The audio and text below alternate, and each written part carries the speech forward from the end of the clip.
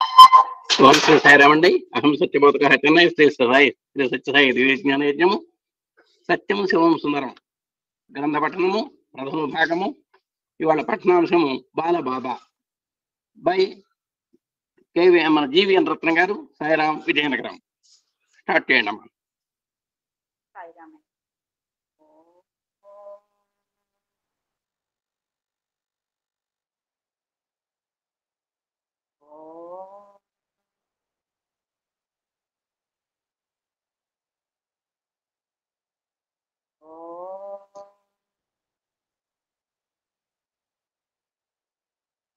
साईश्वराय विद्महे सत्यदेवाय धीमहि तन्नः सर्वः प्रचोदयात्। ॐ साईश्वराय विद्महे सत्यदेवाय धीमहि तन्नः सर्वः प्रचोदयात्। ॐ साईश्वराय विद्महे सत्यदेवाय धीमहि तन्नः सर्वः प्रचोदयात्। ॐ शान्ति शान्ति शान्तिः। యుగావతారి ప్రేమ అవతారి అయిన భగవాన్ శ్రీ శ్రీ శ్రీ సత్యసాయి బాబా వారి పాద పద్మాలకు నమస్సుమాంజలు అర్పించుకుంటూ ఈ అహం సత్యబోధక వ్యవస్థాపకులైనటువంటి శ్రీయుతులు మల్లెల లక్ష్మీనారాయణ గారికి, వారి సతీమణి గారికి అదే విధంగా నమస్సుమాంజలు అర్పించుకుంటూ ఈ వేదికను అనేక సేవలు అందిస్తున్నటువంటి సోదరి సాయిమణులందరికీ కూడా నా యొక్క హృదయపూర్వక నమస్కారములు తెలుపుకుంటూ నాకు ఈ అవకాశం ఇచ్చిన స్వామికి మరొకసారి ధన్యవాదాలు చెప్పుకుంటూ. సాయిరాం వినిపిస్తుందా అండి? సాయిరాం వినిపిస్తుందా నా వాయిస్? మొబైల్ దగ్గర పెట్టుకోండి మేడం, మొబైల్ దగ్గరగా పెట్టుకోండి. దగ్గరగానే పెట్టాను, కాకపోతే ఇయర్ నేను పెట్టాను, అందుకని కొంచెం గట్టిగా చదవండి, గట్టిగా చదవండి. అలాగే ఓకే సార్. మరి నిన్న మన సాయి సోదరి చెప్పిన దాన్ని ఒకసారి మననం చేసుకుంటూ ఈరోజు బాలబాబా దాని గురించి వెళ్దామండి. మరి స్వామి తన యొక్క 14వ ఏట అంటే 1940 మార్చి 8వ తారీఖున తన యొక్క దివ్యత్వాన్ని తెలపడం కోసము అయితే మనము మాయలో ఉండటం వలన తేలు కుట్టిందని, స్వామికి అప్పటి నుంచి దివ్య శక్తులు వచ్చాయని ఇటువంటి ప్రాలాపనలన్నీ మనం సామాన్యులం కనుక చేస్తూ ఉన్నాం. అప్పటికే స్వామి తన దివ్యత్వాన్ని మనకు తెలుపుతూ ఉన్నారు. అదేవిధంగా 1940 మే 28న స్వామి తన ఇంటి దగ్గర కొంతమంది భక్తులతో కలకండాన్ని అలాగే పుష్పాలని వాటిని సృష్టించి ఇస్తూ ఉంటే తన తండ్రి గారైన వెంకమరాజు గారికి కోపం తెప్పించి అతను, నువ్వు దెయ్యానివా దేవతవా ఎవరు చెప్పుమంటే, నేను ఆపస్తంభ సూత్రును భారద్వాజ గోత్రంలో జన్మించాను, మిమ్మల్ని ఉద్ధరించడానికి వచ్చాను, గురువారం నాడు నా పూజ చేయాలి అని చెప్తే తన తాతగారు ఆ యొక్క విషయాలని నమ్మి అతను దైవం సంబోధుడు అనుకుంటారు, కానీ ఇంకా మిగతా వారు మాయలోనే ఉంటారు. అయితే అదే సంవత్సరం అక్టోబర్ 20వ తారీఖున స్వామి తన యొక్క నాకు మాయ తొలగింది అని చెప్పి ఇంటి నుంచి బయటికి వచ్చి, నేను మీ కుటుంబంలో ఉండను, నేను మానవులను ఉద్ధరించడానికి వచ్చాను అని చెప్పి బయటకు వచ్చేస్తారు. అప్పుడు తన అన్నగారైన శేషంరాజు గారు, నిన్ను మన జననీ జనకులు అప్పచెప్పారు కనుక వారు వచ్చే వరకు నీవు ఎక్కడికి వెళ్ళవద్దు అంటే ఆ స్వామి బాలబాబా గారు అప్పుడు ఆంజనేయ యొక్క తోటలోనికి వెళ్ళి మొట్టమొదట మానస భజరే అనే గేయాన్ని మనకు ఆలపిస్తారంటే, మనం ఉద్ధరింపబడాలంటే ఒక సద్గురువు యొక్క చరణాలని అందుకోవాలని చెప్పారు. తర్వాత తల్లిదండ్రులు వచ్చి, నీవు ఏ పనుల నిమిత్తమై వచ్చావో అవన్నీ కూడా మన ఇంటి వద్ద నుండే చేసుకొని వారిని బతిమాలి స్వామిని పుట్టపర్తికి తీసుకొని వస్తారు. అక్కడ స్వామి తన ఇంటి వద్దని, తన పక్కనున్న సుబ్బమ్మ గారి ఇంటి వద్ద అనేక మంది భక్తులు అప్పటికి స్వామి యొక్క లీలలు వింటూ వారు అందరికీ కూడా బోధలు చేస్తూ ఉన్నారు. మరి ఈరోజు నాకు ఈ అవకాశం ఇచ్చిన బాలబాబా యొక్క స్వామి నా చేత చదివించడానికి కోరుకున్నారు కనుక ఆ విషయాలు నా చేత చెప్పించవలసిన స్వామిని మరొక్కసారి ప్రార్థిస్తూ మొదలు పెడతాను.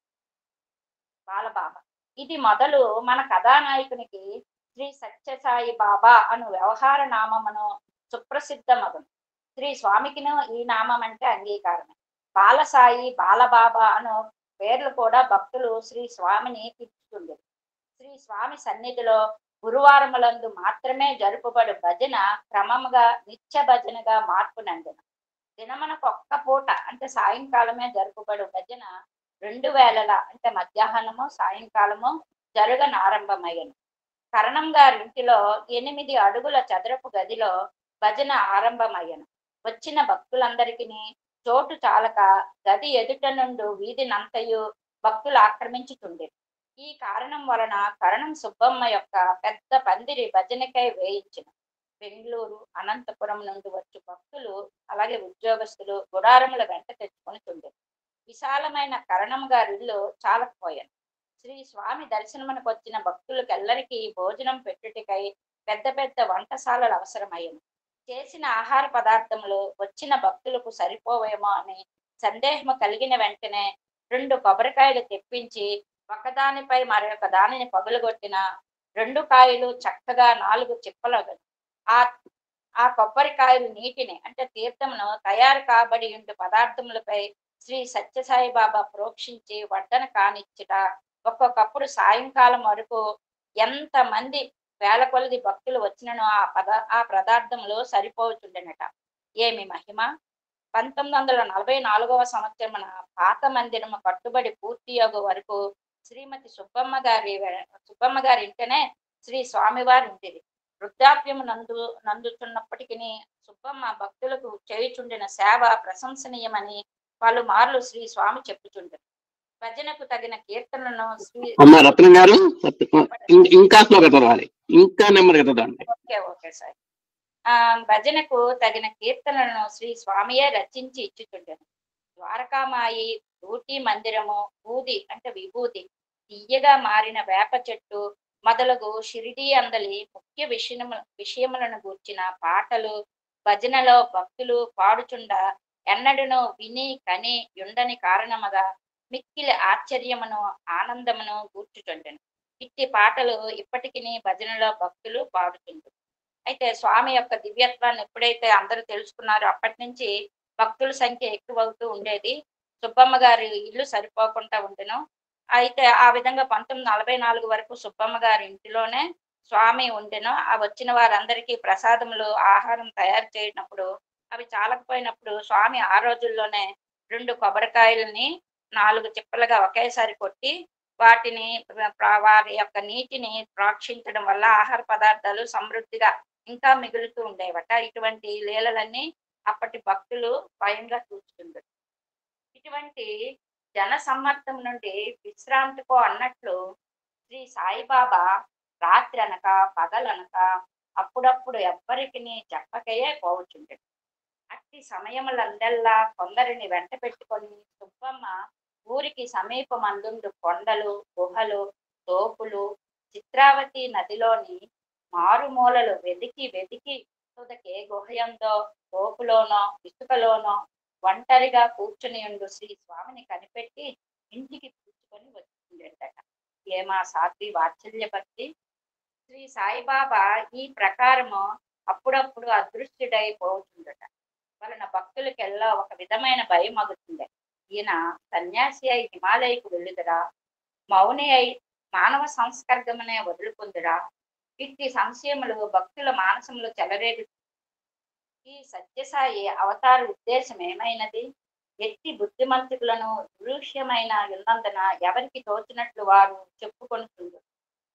ఒక సమయమున ఎడ్లు బండిలో భక్త సమూహములతో కలిసి ఉరవకొండకు పోవుతుండగా మార్గమధ్యమున బండి నుండి దిగి ఎవ్వరికి చెప్పకయే కొండలలోనికి పోయి అదృశ్యుడయ్యారు. భక్తులందరూ బాబాను ఆ కొండల్లో వెతికి వేశారు. సాయంకాలము 6 గంటలాయను. చీకట్లు గ్రమ్ముచుండెను. భక్తులు దుఃఖమునకు అంతము లేక శ్రీ బాబా దర్శనమయ్యను. చిరునవ్వు ముఖముతో ఉత్సాహపూరితమైన కించెత్తైనను అలసట చెందని శరీరముతో బాబా కనిపించుసరికి భక్తుల ఆనందము చెప్పసఖ్యము కాకుండాను. స్వామి ఆ రోజుల్లోనే భక్తులందరికీ అదృశ్యుడవుతూ ఎన్నెన్నో లీలలు చూపిస్తూ ఉండేవారు. వీళ్ళు వెతుకుతూ స్వామి కనిపించేసరికి తల్లి తన బిడ్డను ఎలా చూస్తే అంత ఆనందం ఉందో అటువంటి ఆనందాన్ని పొందుతుండేవారు. అదే విధంగా ఎడ్ల బండ్లలో ప్రయాణం చేయని ఒక సందర్భంన శ్రీ బాబాయే ఒక చిత్రములు చేసియు చూపియు భక్తులను ఆనందింపజేయుట బాబాకు ఒక సహజ కార్యం. ఒక పర్యాయము ధర్మవరమునకు సుమారు 20 మంది భక్తులతో కలిసి బండ్లలో ప్రయాణమై పోవచుండగా శ్రీ బాబాయు కొంతమంది యువక భక్తులు నిండు వెన్నెల రాత్రి ఎవటచే రస్తాపై బండ్ల వెనుక ఉత్సాహంతో నడిచిపోవచ్చు.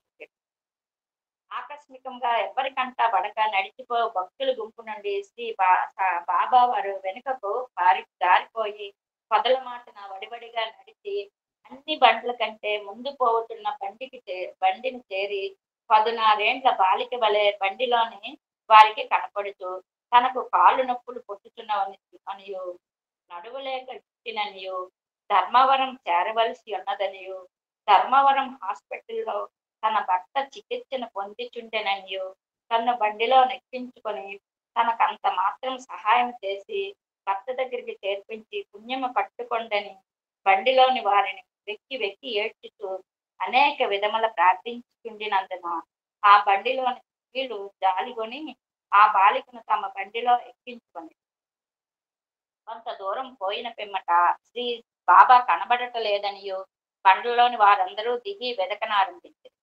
ముందు బండికి కొన్ని గజముల ముందు నడిచిపోతున్న బాబా అర్థం కావట్లేదు. నెమ్మది. Okay sir.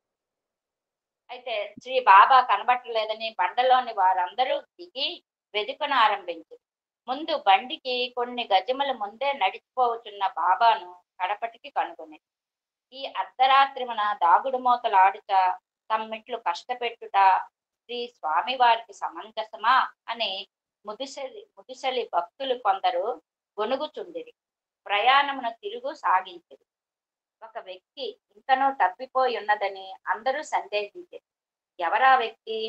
జబ్బుతోనున్న భర్తను ధర్మవరపు హాస్పిటల్లో కలిసి కొనవలనన్న బాలికయే బండ్లు నిలిచి ఉన్నందున తన భర్తను శీఘ్రముగా కలిసికొను తలంపుతో పరిగెత్తుపోవుతుండునా అను సందేహంతో వడిగా పరిగెత్తగలవారు కొందరు తమ శక్తి కొలది పరిగెత్తి రస్తాపై నందున ఆ పడుచును గానక వ్యర్థ ప్రయత్నలై తిరిగి వచ్చేది. ఆ బాలికి ఏమాయినని భక్తులు బాబాను ప్రశ్నించారు. భక్తులు ఎదుటినే ఉన్నదని శ్రీ బాబా జవాబు చెప్పినప్పటికీ వారికి ఇది అంతయు బాబా లీల అని తెలిసింది. శ్రీ బాబా అక్కగారకు శ్రీమతి వెంకమ్మ భజనలో పెట్టుకొనుటకు షిరిడీ బాబా పటమిమ్మని అడుగుతుండే. ఒక గురువారం భజనలో నిత్యదననుతుండెనట. ఆ గురువారమునకు ముందు రోజే ఉరవకొండకు బాబా వెడలను.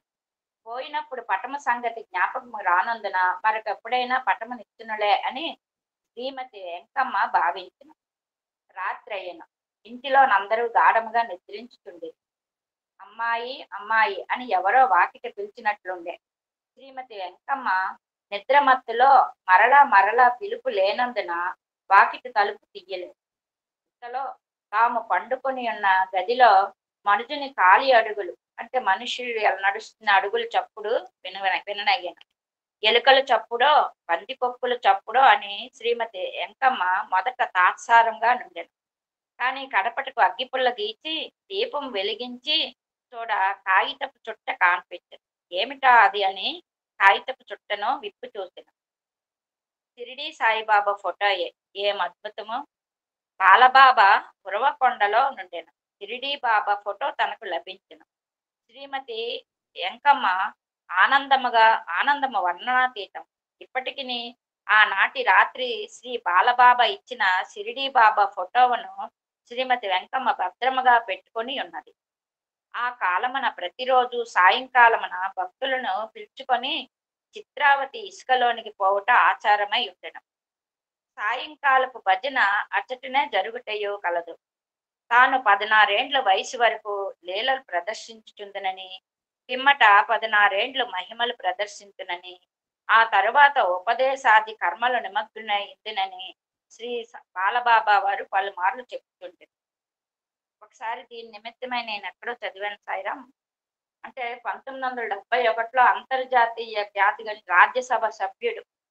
అదేవిధంగా సత్యసాయి సంస్థల జాతీయ స్థాయి సమన్వయకర్త అయినటువంటి బ్రహ్మానంద పాండా గారితో భగవాను స్వామివారు చలోక్తిగా మీ ప్రభుత్వం వారు ఈ ప్రణాళికలు ఎన్ని సంవత్సరాల కాలమతి అని అడుగుతారనమాట.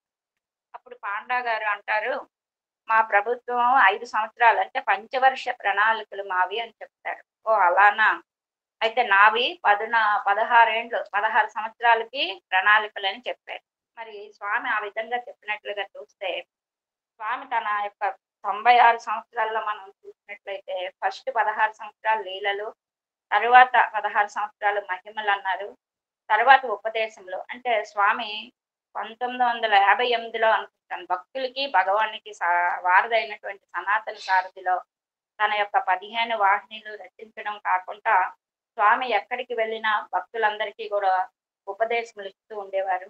తర్వాత 4వది విద్య, ఇక 5వది వైద్యము, 6వ ప్రణాళిక ధర్మ పునరుద్ధరణ. ఈ రోజు మరి లింగ వివక్షత లేకుండా, కుల భేదాలు మతాలు లేకుండా అందరూ కూడా ఈ యొక్క వేదాన్ని అందరినీ వేదోద్ధరణ విద్వత్పోషణ ఇవన్నీ కూడా చేస్తున్నాం అందరికీ మనకి. కనుక ఆనాడే స్వామి తన చిన్నతనంలోనే బాలబాబా ఉండేటప్పుడే ఈ కార్యక్రమాలు నిరంతరము సాగిస్తానని చెప్పారు. ఈ 3 విధములైన తాను సూచించిన ఆయా కాలములందు ఆయా యొక్క కర్మనకు ప్రాధాన్యం ఇచ్చుచుండినను నిరతములకు కార్యములు కూడా జరుగుచుండవచ్చు. అనగా సుమారు 32 ఏండ్లు దాటిన పిమ్మట కాలమంతయు ఉపదేశములకే వినియోగింపబడక అప్పుడప్పుడు లీలలకు మహిమలకు ప్రదర్శనలకు వినియోగింపబడుతుండవచ్చునని శ్రీ బాలబాబా చెప్తుండే. చిత్రావతిలో సాయంకాలం పూట భజన చేయ సమయంలో అనేక విధములకు మహిమలు చూపుతుండే. ఇట్టి సమయములలోనే ఒక్కొక్కప్పుడు చిత్రావతి నదికి పోవు రాస్తాకు కుడివైపు నుండి కొండపైకి భక్తులందరినీ వెంట పెట్టుకొని పోయి కొండను ఎక్కలేని ముసుదలను ఎక్కించి ఆ కొండ కొమ్మపై నుండి కల్పవృక్షమని భక్తులలో మిక్కిలి ప్రసిద్ధి చెందిన చింత చెట్టు కింద భక్తులతో తానును కూర్చుండి ఏ భక్తుడు ఏ పండు కావాలని కోరుకొనినా ఆ పండునో ఆ ఫలమునో అతనికి ఆ వృక్ష శాఖల నుండి కోసి ఇచ్చుతుండేది. ఇలా మామిడి పండ్లు, సీమరేగు పండ్లు, కమలా పండ్లు, తీని అంటే బత్తాయి పండ్లు, అత్తి పండ్లు మొదలగు పండ్లు కోరినట్లు కోసి ఇచ్చుతుండును. ఆశ్చర్యకరంగా అందరికంటే తాను వడివడిగా ముందుకు పోయి చేరిన. ఒకప్పుడు కొండపైకి పోయి చిత్రావతి ఇసుకలోకి భక్తులతో ఇంకా నెమ్మది చదవాలమ్మా, వాళ్ళ దగ్గర పుస్తకాలు లేవు. అంటే స్వామి వీళ్ళందరినీ చిత్రావతి వడ్డీకి తీసుకొని నువ్వు ఇంకా నెమ్మదిగా చదవాలని చెప్పాను. అలాగే దే కెనాట్ ఫాలో, వాళ్ళ దగ్గర పుస్తకాలు లేవు. Okay okay. ఎవరికి కావాల్సిన పండ్లను చింత చెట్టు నుండి ఇస్తుండేవారు స్వామి. ఇంకొకసారి కొండపైకి పోదు చిత్రావతి ఇసుకలో భక్తులతో మాట్లాడుతున్నట్లే ఉండి ఆ క్షణముననే కొండపైకి చింత చెట్టు కింద నిలిచి ఇసుకలోనున్న వారిని పైకి రమ్మని పిలుస్తారు. తోలకాయలు వృద్ధులకు తన చేయూతనిచ్చి కృపతో బాబా వారిని కొండపైకి అవలీలగా చేస్తారు. కోరిన కోరికలు సృష్టియే కాక ఆ కాలమున శ్రీ బాబా అద్భుత మహిమలను చూపుతూ సాక్షాత్కారములను కూడా ఇస్తుంటారు. ఇచ్చి అనుభవములను పొందిన అప్పటి భక్తులు ఇప్పటికీ చెప్పుతున్నారు. తాను కొండపైన చింత చెట్టు దగ్గర నిల్చొని కింద చిత్రావతి ఇసుకలో నుండి భక్తులను తలలెత్తి తన్ను చూడుడని ఆజ్ఞాపించాడు కదా. బాబా శిరస్సు చుట్టూను వలయాకారముగా దివ్య కాంతి పుంజము కానబడు. ఒకప్పుడు బాబా పాలభాగము నుండి ఇరుమెట్లు గొలుపు దివ్య జ్యోతి సదాశివుని పాలనేత్రము నుండి వెలువడినట్టు జ్యోతియా అన్నట్లు కనబడింది. ఇట్టి అద్భుత దర్శనములకు తట్టుకొనలేని కొందరు భక్తులు మోర్చిల్లుతుంది. పైకి చూసినప్పుడు దివ్య తేజముతో షిరిడీ సాయి బాబా వలె గంభీర ఆకారంతో దర్శనం. ఆకాశమున ప్రకాశించు షోడశ కళాపూర్ణుడగు చంద్రబింబం మధ్య శ్రీ సత్యసాయి బాబా ముఖము ప్రత్యక్షంగా మరికొందరికి భక్తులు చూసింది.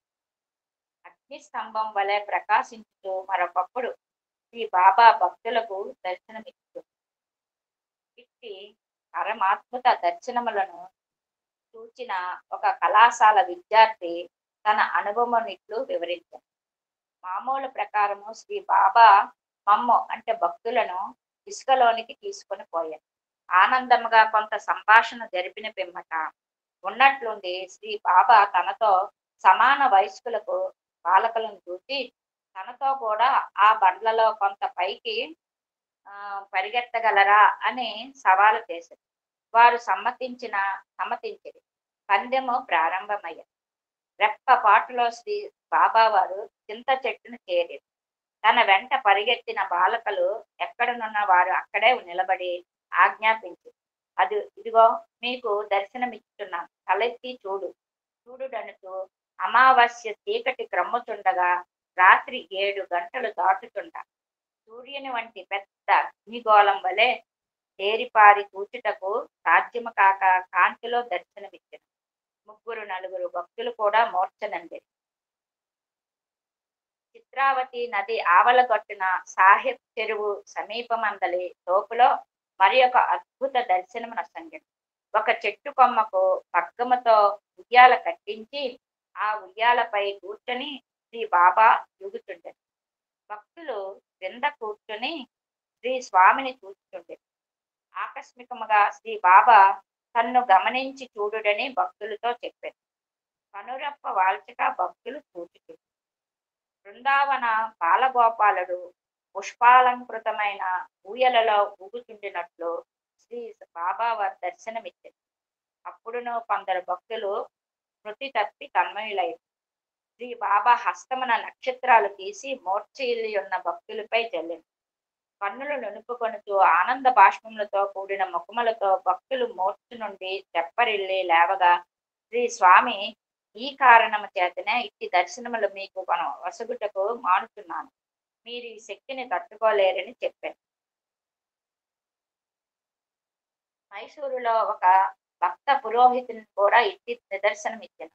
ఆ పురోహితుడు శ్రీ స్వామిని తనకు సాక్షాత్కార భాగ్యమిమ్మని ప్రార్థించుతుండెను.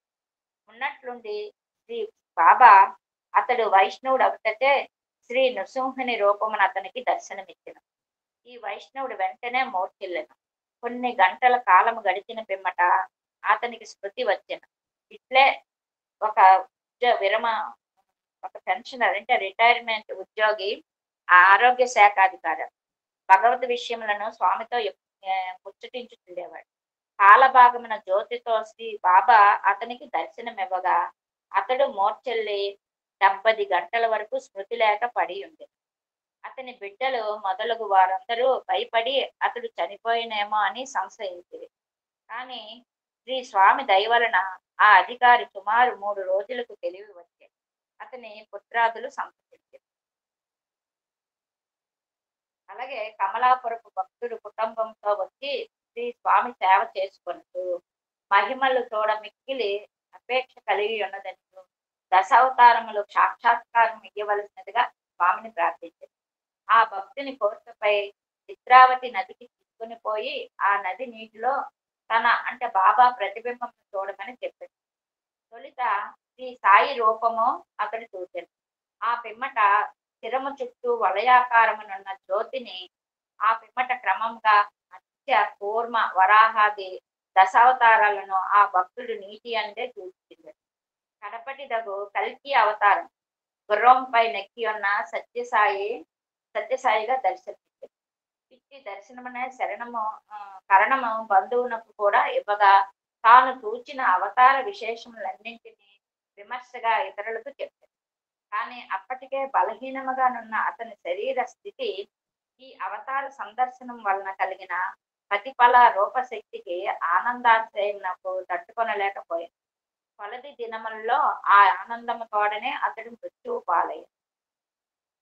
ఇట్లే మైసూరు ప్రభుత్వ సెక్రటేరియట్ లో గుమస్తా అయిన కృష్ణమూర్తి శ్రీ బాబా సంగు సాక్షాత్కారం వల్ల కలిగిన ఆనందోత్సాహ శక్తిని భరించలేక కాలధర్మం శ్రీ భగవద్ అనుగ్రహమునకు పాత్రమై దేహమును వీడుట అపేక్షణీయమైనదే కదా. ఆ కృష్ణమూర్తి వృత్తాంతమును అతని మరణమును శిరస్సును పూర్వ సుకృత కర్మ వాసనల వల్ల శ్రీ కృష్ణమూర్తికి శ్రీ బాబా తోడి సాంగత్యము లభించింది. శ్రీ బాబాకు 17 ఏండ్ల వయసు. శ్రీ బాబా అప్పుడు బెంగళూరులో మకాం చేయుచుండెను. దావతి కట్టుకొని తెల్ల షర్టు మోచేతుల వరకు ఉండేది వేసుకొని ఉండుట బాబాకు వాడుక. కృష్ణమూర్తి విశేషంగా బాబా భజనలో పాల్గొని సంకీర్తనం జరుపుతుండేవాడు.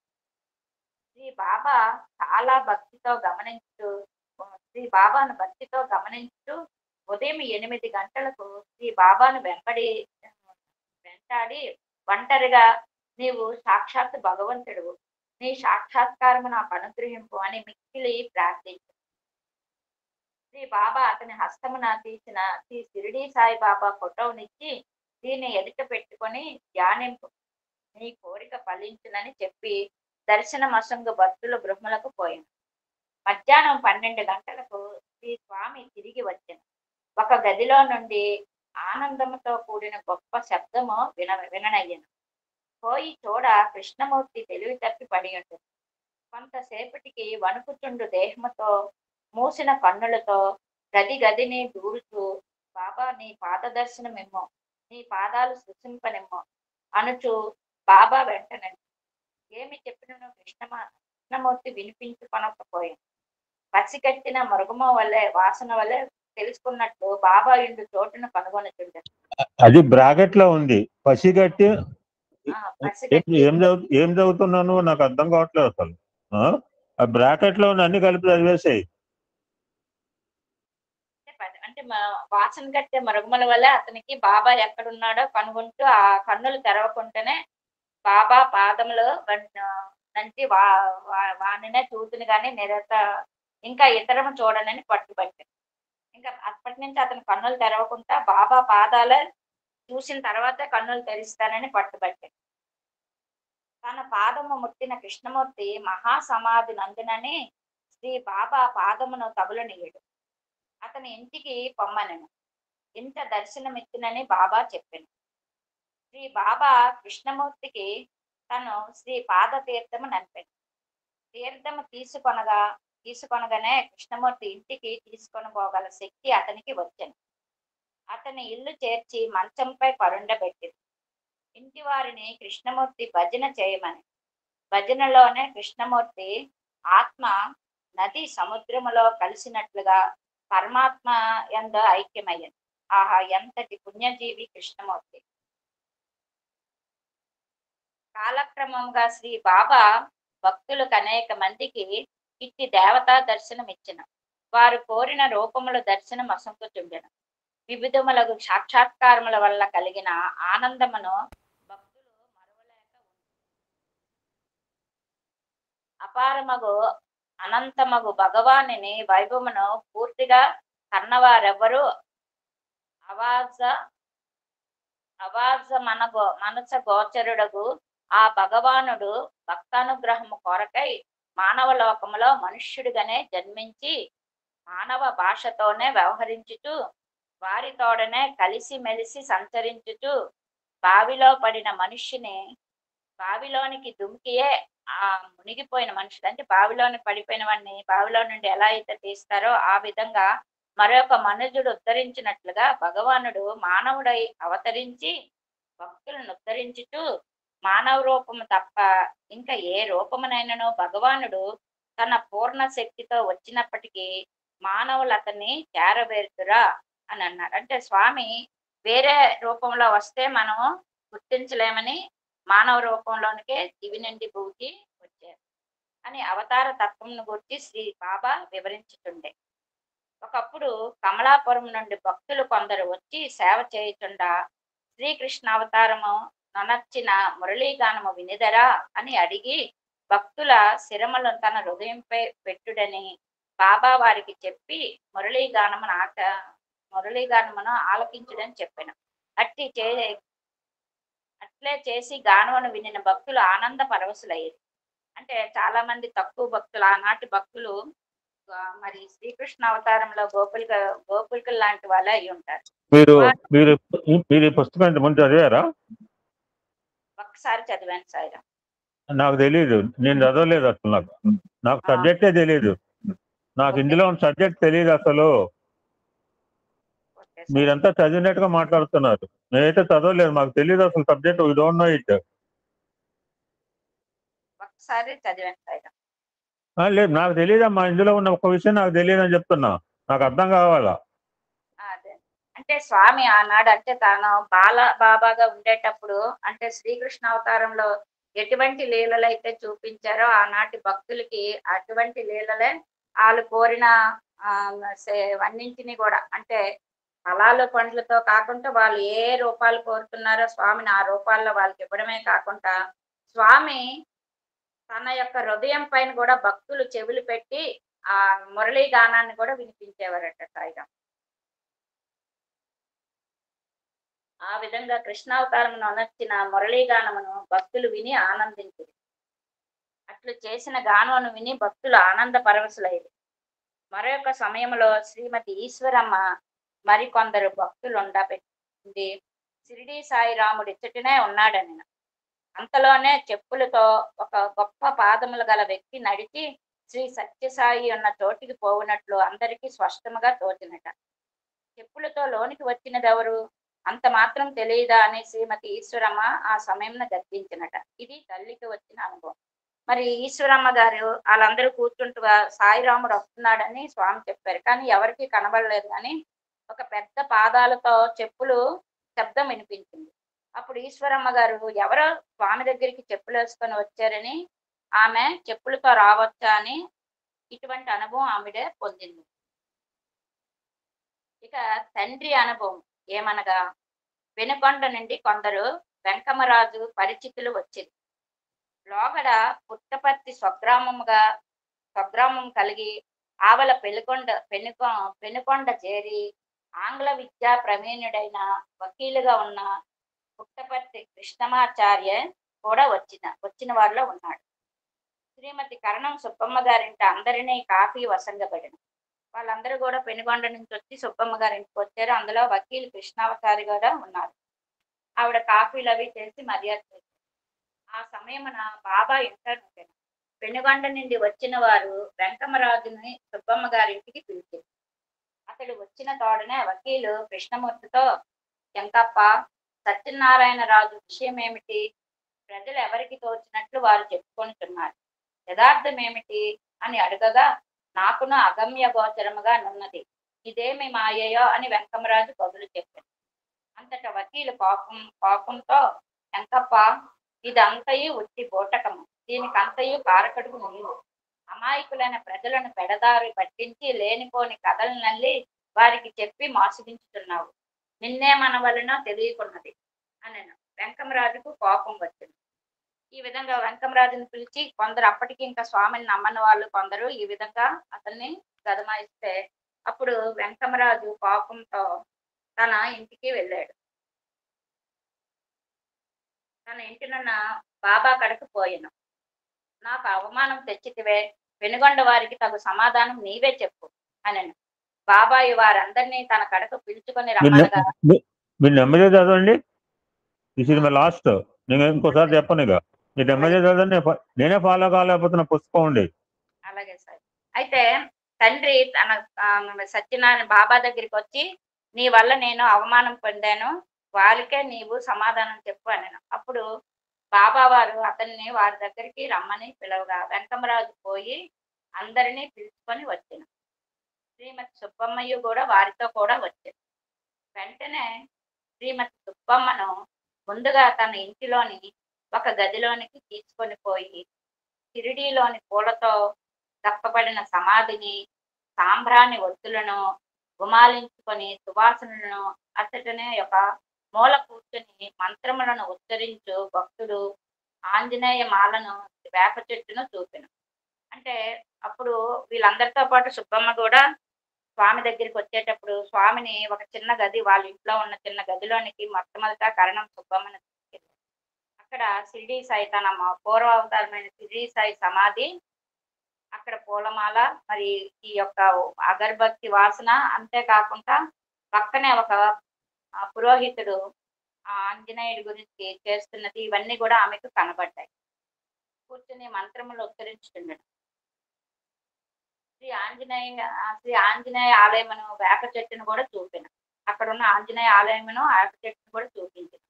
అది ఆమెకు అది చిన్న గదిలాగా తోచలేదు. షిరిడీలోని విశాలమైన మైదాన ప్రదేశంగా కనబడుతుంది. అప్పుడు ఆమె గది నుండి వచ్చి బయటనున్న వారికి తాను చూసిన విషయం అంతనూ చెప్పింది. అందరూ కూడా చూడగోరేది. మిగిలిన వారు కూడా మేము కూడా చూస్తామనేది. శ్రీ బాబా వచ్చిన వారందరినీ ఈ మనిషి చూపించింది. తాము పొరబడితమనియు తమ్ము క్షమింపమనియు శ్రీ బాబాను వారందరూ వేడుకొని అట్టి మహనీయుని అవతారం చే పుట్టపర్తి 1000 రెట్లు పునీతమైనదని నుడివి ఆనందముతో పెనుగొండ చేరు. వాళ్ళందరూ కూడా ఈ విషయాన్ని తెలుసుకొని తన తప్పుని క్షమించమని కోరి వారు ఇంకా మరి కొంతమంది భక్తులుగా మారారు.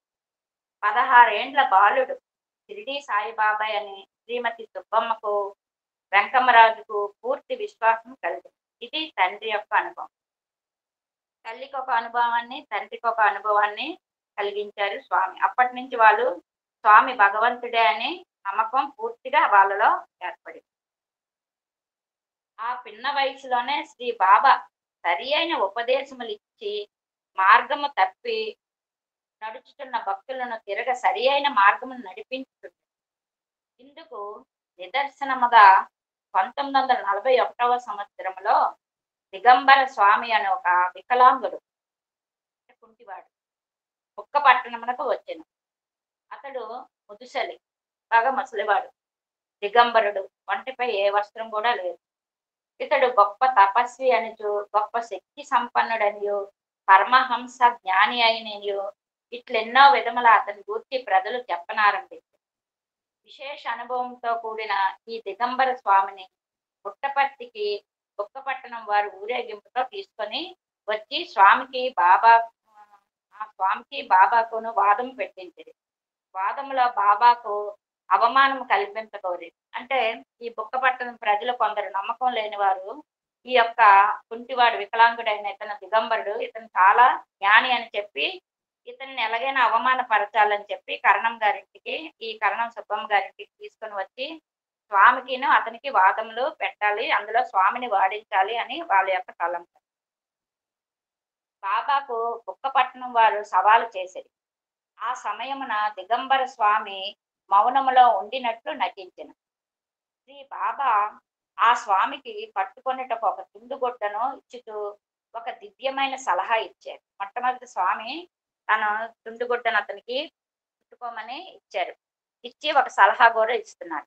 ఏమండి, మీ బాహ్య స్థితిని వేషమును జోడ మీకు మానవులతో సంసర్గమే తగనినట్లుగా హిమాలయ పర్వతమందలి ఏ కొండ గృహలోనో కూర్చుండి తపస్సు చేసుకొని ఉండవలసినట్లుగా తెలుపుతున్నది. నిజముగా అంతటి మహనీయులైన తక్షణమే కొండ గుహకు వెళ్ళడు. అట్లుగాక శిష్యులను చేర్చుకొని సంకల్పము, పేరు ప్రఖ్యాతులు, పెనుగులాడుట, పట్టణ నివాసము, పాద పూజలు, మృష్టాన్నములతో కూడిన భిక్షలు, ఇట్టి కోర్పులున్నతో సంపూర్ణ వైరాగ్యశాలి వలి ఈ నటన ఎందుకు అని మొట్టమొదటి స్వామి అతనికి అడిగారు. ఈ వేషం చూస్తే ఎక్కడో హిమాలయాల్లో తపస్సు చేసుకోవాలి, ఏ గుహలోనో ఉండాలి, కానీ మీరేం చేస్తున్నారు? పట్టణవాసంలో మంచి మంచి మృష్టాన్న భోజనాలతో శిష్యులతోని ఇలాంటివి మోసపు నాటకం ఎందుకు ఆడుతున్నారని అడిగారు. ఆ దిగంబర తత్వమేమి, ఈ మౌనమేమి, లోకులను మోసగించుటక నీ సంగతి అంతయు నాకు తెలిసినది, నీ కష్టము భయము కూడా నాకు తెలిసినది. ఏ గుహలోనో ఉండినా భోజనం ఎట్లు వచ్చినని కదా నీ భయము. ఇదిగో అభయము. నే వెచ్చట నుండినను కడకు అరణ్యములో నుండినను భగవాన్ని నమ్మి ఉంటివా, నిన్నతడు తప్పక కాపాడు. భోజనము మొదలగు సమస్తములైన సౌకర్యములు చేకూర్చింది. రాతిలోని తప్పకు ఆహారము సమకూర్చలేదా? అన్నమును సృష్టించియే జనులను దైవం సృష్టించును కదా. అంతటి నమ్మకము ధైర్యము నీకు లేకున్నచో ఈ మౌనము, ఈ దిగంబర తత్వమును విడిచి లోక మర్యాదగా పాటించు. భగవత్ ప్రీత ప్రార్థనలో చేసుకొనము, హాయిగా నుండము. అప్పుడు నిన్నెవ్వరునూ విమర్శించరు. వృధాగా ఈ ఆర్పాటం అంతయు పెట్టుకొని ప్రజలకు గ్రామమునకు నిన్ను మోసుకొని పోవు శ్రమ ఎందులోకి ఇచ్చటనే ఉండము. నీకు కావలసిన అన్న వస్త్రములకు ఏ కొరతయూ ఉండదు. హాయిగా భగవన్నామం చేసుకొనుచు సుఖింపుము అనుచు సలహానివ్వ. అతడు పిలుచుకొని వచ్చిన బుక్కపట్నం వారు ఆశ్చర్యము కలిగిన.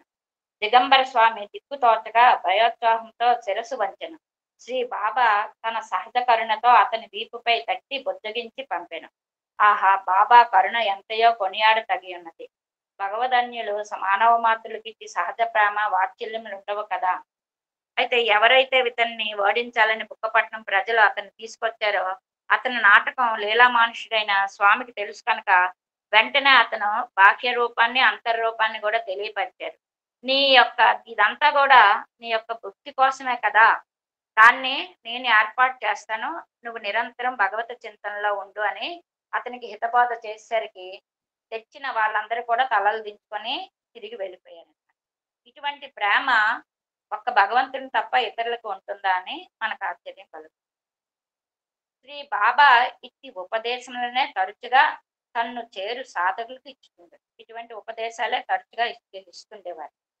షిరిడీ బాబాయే తిరిగి పుట్టపర్తిని అవతరించి అనేక మహిమలు లీలలు చూపుచున్నాడని, అన్ని విధములకు వ్యాధులు బాధలు తీర్చుచున్నాడనియో దేశము 4 మూలల సత్యసాయి బాబా పేరు మారుమ్రోగని ఆరంభించారు. ఇక అప్పటి నుంచి చాలా గ్రామాలు పట్టణాలు వేల కొలది ప్రజలు దర్శనానికి వచ్చుతుండేది.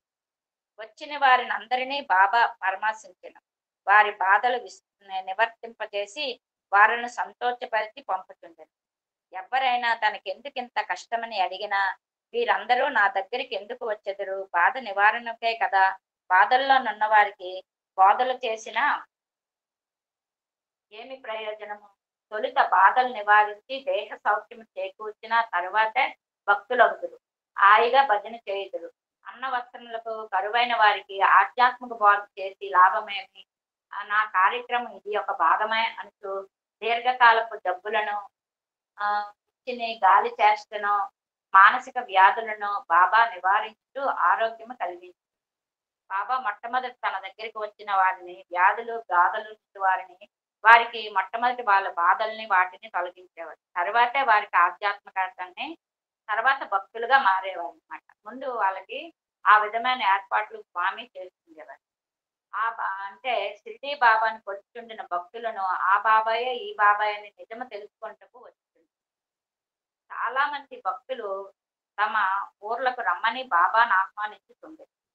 భక్తుల కోరిక తీర్ప బాబా బెంగళూరు పోయి మిర్జాపురము, కొల్హాపురము, పిఠాపురము, తాండూరు మొదలగు జమీందారులను మద్రాసు వారిని చూస్తుండే. అప్పట్లో స్వామి కొన్ని ఊర్లు వెళ్తుండేవారు భక్తుల కోరిక మేరకు.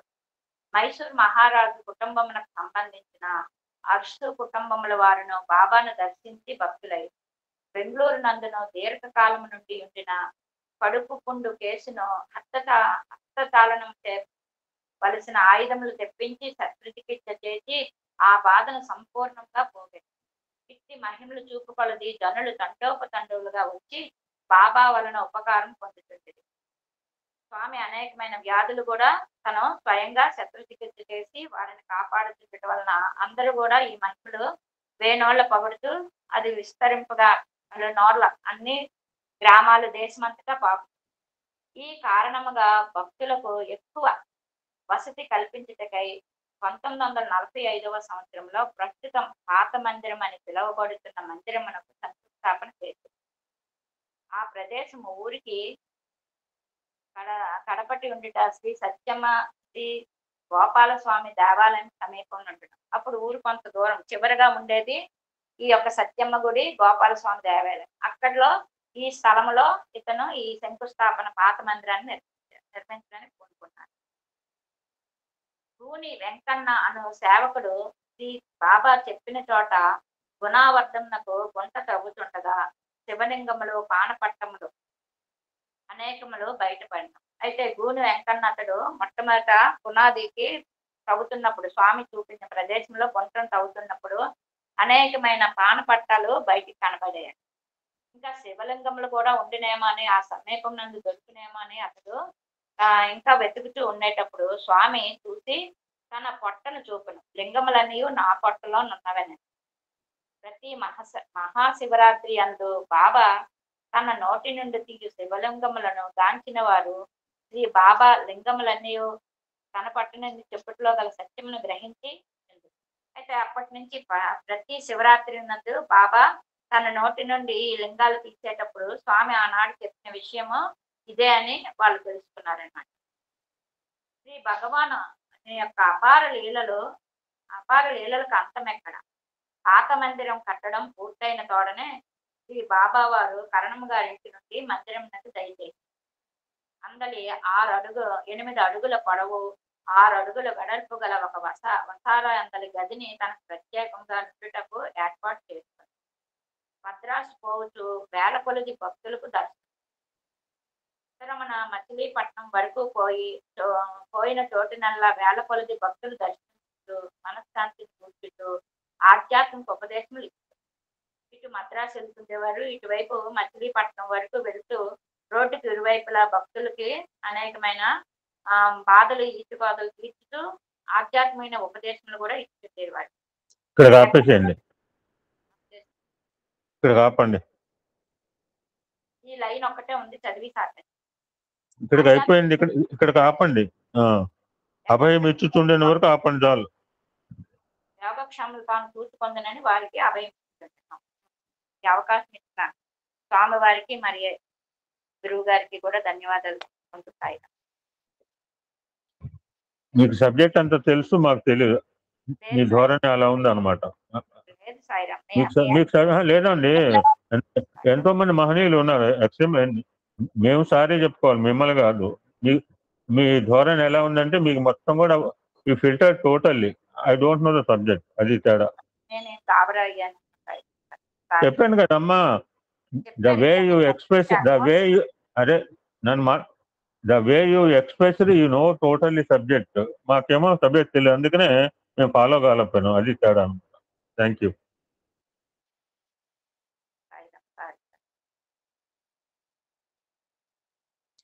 సరేమండి, today also will continue Srikrishnashtami అండి. ఇంతకుముందు మనం 2 సత్సంగాలు చూసాం ఇప్పటికి. అవి 2 కూడా జనరల్ గా మాట్లాడాను. స్వామి చెప్పిన సబ్జెక్ట్ చెప్పలేకపోయాను, అంటే ఆ సబ్జెక్ట్ దొరికింది కదా.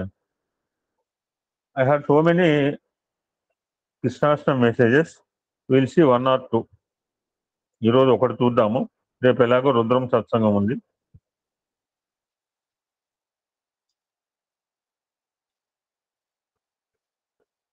ఒక గోకులాష్టమి రోజు స్వామి చెప్పిన message will try to understand.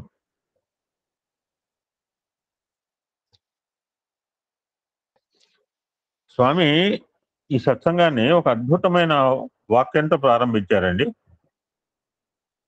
నాకు ఎందుకు నచ్చిందంటే ఈ 2 మాటలే నచ్చి నేను ఐ టేకన్ ది సబ్జెక్ట్. చెప్పాను, నా దగ్గర ఒక పుస్తకమే ఉంది, గోకులాష్టమి ఒక మెసేజే ఉంది నా దగ్గర. ఏం చెప్పాలంటే ఏం చెప్తాం, స్వామి ప్రతి మాట important. So these 2 words attracted me yesterday night. Swami starting with 2 words అండి. కృష్ణ పరమాత్మ ఎన్నో నీతులు, ఎన్నో బోధులు చెప్పాడు, భగవద్గీత చెప్పిండు. బట్ కృష్ణ పరమాత్మ యావత్ ప్రపంచానికి ఇచ్చిన first message Swami started with these words.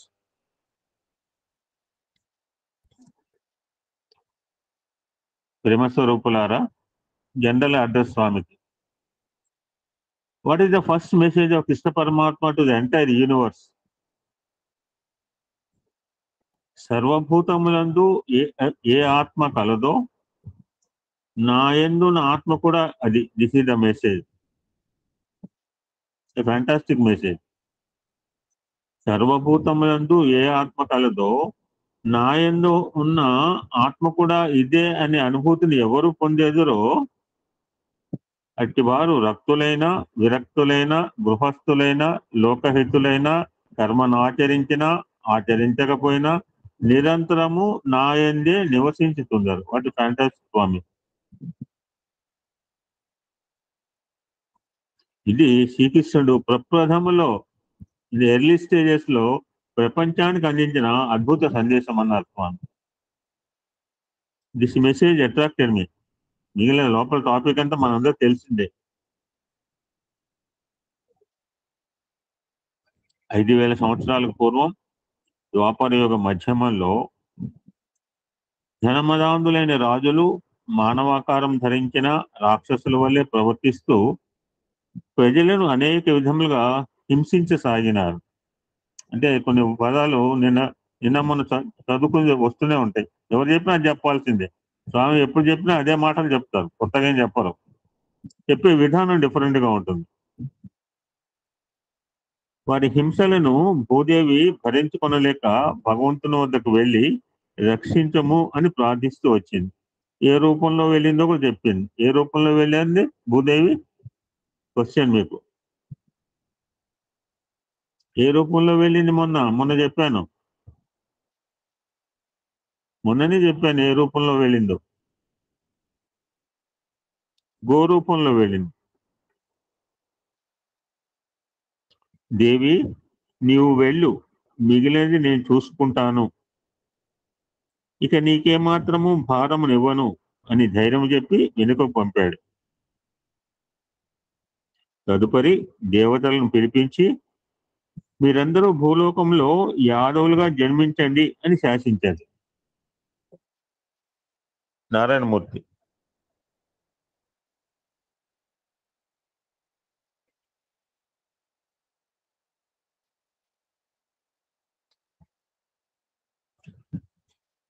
Yadu అనేవాడు యయాతి ప్రథమ పుత్రుడు. ఈ యదు సంతతి వారే యాదవులు. ఈ యాదవులలో ముఖ్యుడు ఆహుకుడు. ఇతడు ధర్మపరాయణుడు, సత్యవతుడు.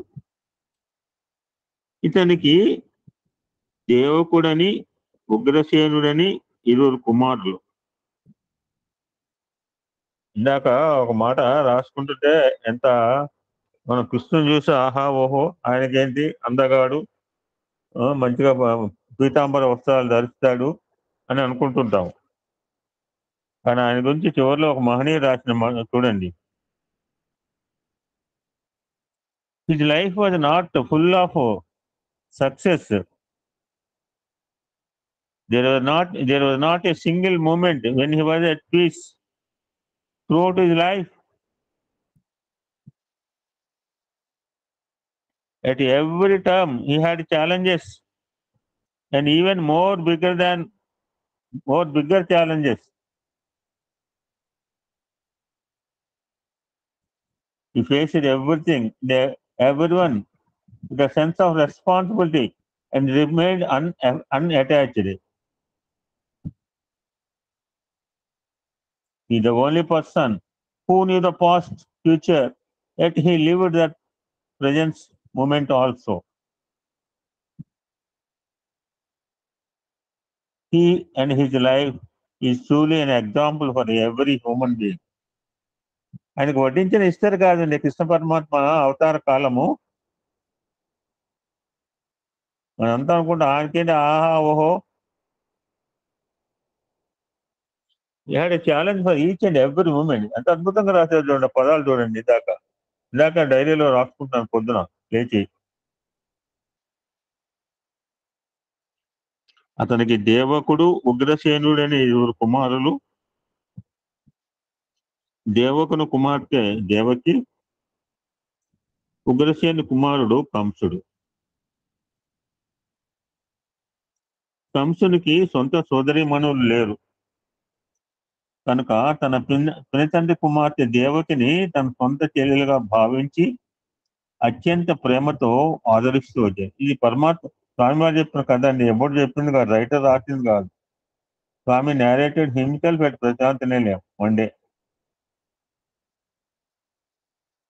ఈ యాదవులందరూ సూర్యుడనే వ్యక్తి, ఈ యాదవులందరూ సూర్యుడనే వ్యక్తి ఉండేవాడు. సూర్యుడు అతని కుమారుడే వసుదేవుడు. సో మనం గమనిస్తే వసుదేవుడు ఒక కల్ట్, దేవకిదే ఒక కల్ట్.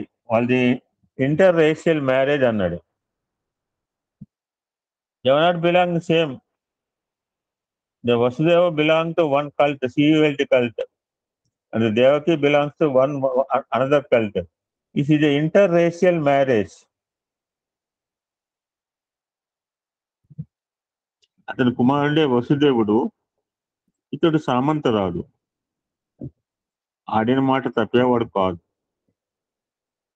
ఇతనికి దేవకీదేవినిచ్చి వివాహం గావించాలని ఉగ్రసేనుడు, కంసుడు ఇరువురు నిర్ణయించుకున్నారు.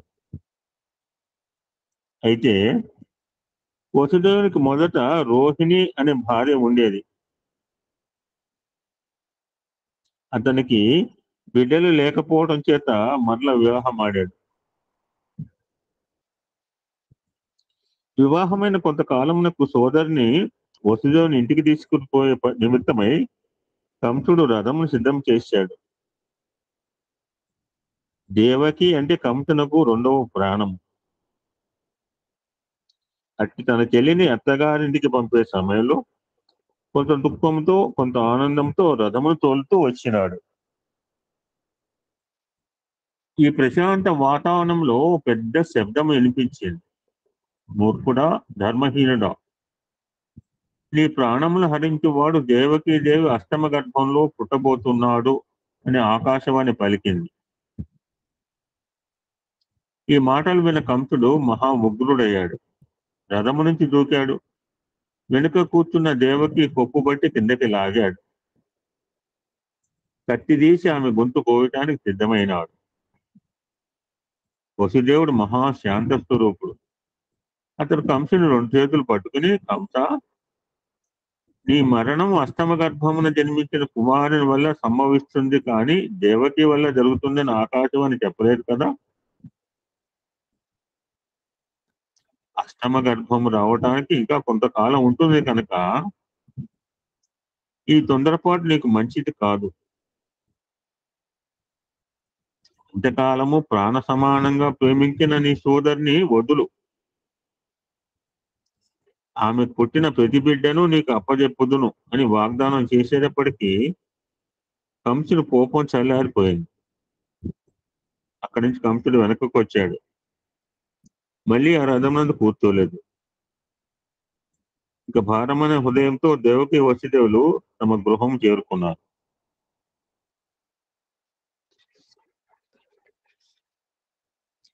కాలము గడుచుతుండగా దేవకి వసుదేవులకు పుట్టిన మొదటి 6 శిశువులను కంసుడు నారదుని సలహా మేరకు సంహరించినాడు.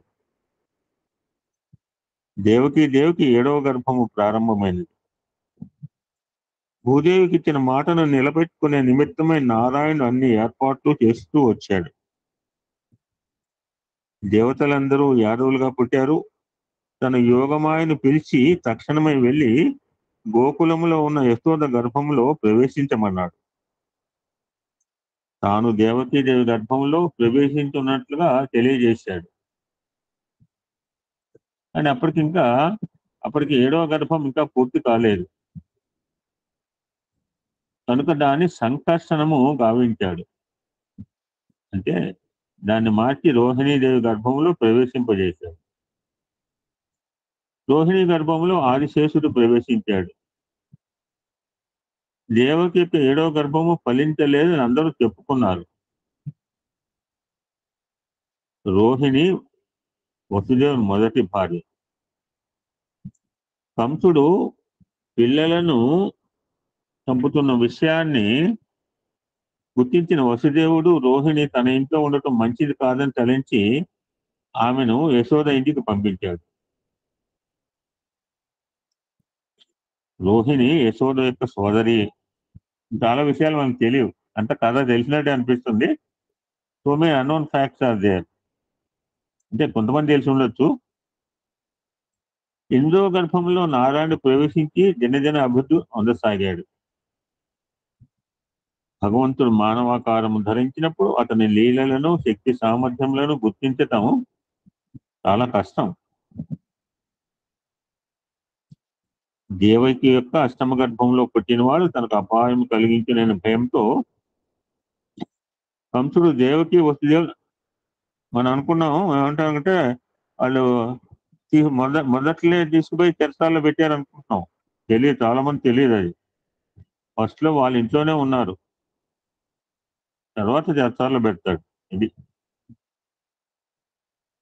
దేవకి యొక్క అష్టమ గర్భంలో పుట్టినవాడు తనకు అపాయం కలిగించిన భయంతో కంసుడు దేవకి వసుదేవులు చెరసాలలో పెట్టినాడు. అంతేకాదు, ద్వారములకు చాలా భద్రమైన బీగములను తగిలించినాడు. బలవంతులైన సిపాయిలను కాపలాకే నియమించినాడు.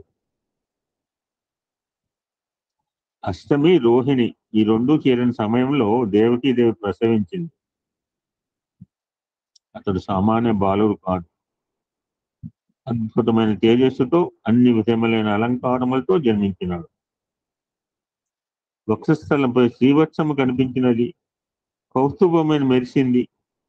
దేవకి వసుదేవులు తమ జన్మ సార్థకమైందని ఆనందించారు. మా అదృష్టవశాత్తు మాకు పుత్రునిగా జన్మించావు, కానీ నేను రక్షించుకోలేకపోతున్నాము. కనుక నీవు ఏదైనా మాయను కల్పించి నిన్ను వేరే ప్రదేశం కొనిపోయే పరిస్థితిని కలిగించు అని ప్రార్థించుకున్నాడు. వసుదేవుడు నిర్మల హృదయుడు. తాను కూర్చుని కన్నులు మూసుకొని ధ్యానించాడు. పక్కనే వెదురుబుట్ట కనిపించింది. దానిలో ఆ బిడ్డను పెట్టుకొని తలుపుల వైపు చూశాడు. తలుపులు అంటే డోర్స్. అతని దృష్టి ప్రచరించిన తక్షణమే ఒక్కసారిగా తలుపులు తెరవబడ్డాయి. ఇందాక ఆవిడ చెప్పింది, దైవలీల ఎంత విచిత్రమైనవి ఎంతమందికి అర్థమవుతాయి. ఇప్పుడు ఇందాక ఆవిడ చదివినంతా కూడా లీలలు చాలా పెక్యులర్ గా ఉన్నాయి. నేను ఫస్ట్ టైం వింటున్నాను. నేను చదివిన వాళ్ళకి తెలుసు, నాకు అంతా first time I'm listening all these miracles. అంటే నేను గ్రంథం టచ్ చేయలేదు. ఇక్కడి సిపాయిలందరూ గాఢ నిద్రలో ఉండినారు. వసుదేవుని ఎవ్వరూ చూడలేదు. తలుపులు తెరవబడిన సంగతి కూడా ఎవరికి తెలియదు. వసుదేవుడు చెరసాల దాటి వచ్చేటప్పటికి కుంభవృష్టి కురుస్తున్నది. యమున నిండుగా ప్రవహిస్తున్నది. నారాయణ, నీ నిమిత్తమై నేను ప్రయాణం పెట్టుకున్నాను, దీనికి అడ్డు తగలకుండా చూడు అని ప్రార్థించాడు. వెంటనే యమునా నది దారి విడిచింది. వసుదేవుడు నందుని ఇంటికి చేరుకున్నాడు. అప్పుడే యశోద ప్రసవించింది. మాయాదేవి జన్మించింది. ఆ సమయంలో యశోద నందనులు తన్మయులే నిద్రిస్తున్నారు. తాను తెచ్చిన మగబిడ్డను అక్కడ పెట్టి యశోదకు పుట్టిన ఆడబిడ్డను బుట్టలో వేసుకుని వసుదేవుడు తిరిగి మధురకు చేరుకున్నాడు. అతడు చెరసాలలో తిరిగి ప్రవేశించేటప్పటికీ ఆడబిడ్డ కెవ్వుని ఏడ్చింది. దాంతో సిపాయిలందరూ మేల్కొన్నారు. ఈ వార్తను కంసునికి తెలిపారు.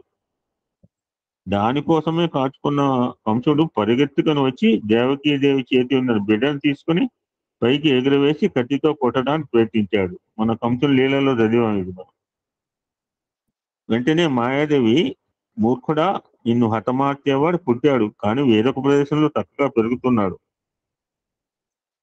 You cannot escape from death. నీవు మృత్యువును తప్పించుకోవడానికి వీలు కాదు అని చెప్పి అంతర్ధానమైంది. ఆనాటి నుంచి కంసుడు తనను చంపడానికి పుట్టిన పిల్లవాడు ఎక్కడున్నాడో అని తెలుసుకోవడానికి ప్రయత్నించాడు.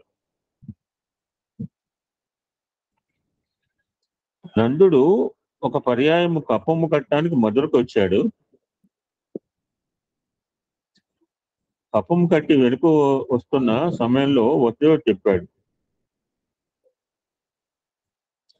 ఓ నంద, రేపల్లెలో కొన్ని అశుభములు జరగబోతున్నాయి, కనుక ఎక్కువ కాలం మధురలో ఉండవద్దు, తక్షణమే నువ్వు వెళ్ళిపో అని అన్నాడు. ఆ మాట విన్న తక్షణమే నందుడు వేపల్లికి వచ్చేసాడు. అవును, పాట కూడా ఉంది. వేపల్లెలోని గోపాలుడంట ఏపిల్ అనే ఒక పాట ఉంది సినిమాలో, అక్కడ నాగేశ్వరరావు పాట. దీన్ని గోకులము అని కూడా పిలిచేవారు. ఆ వేపల్లినే గోకులం అని కూడా పిలిచేవారు. అక్కడ రాక్షసులు మృత్యు దేవతల వలె కృష్ణుని కోసం నిరంతరము తిరుగుతూ ఉండినారు.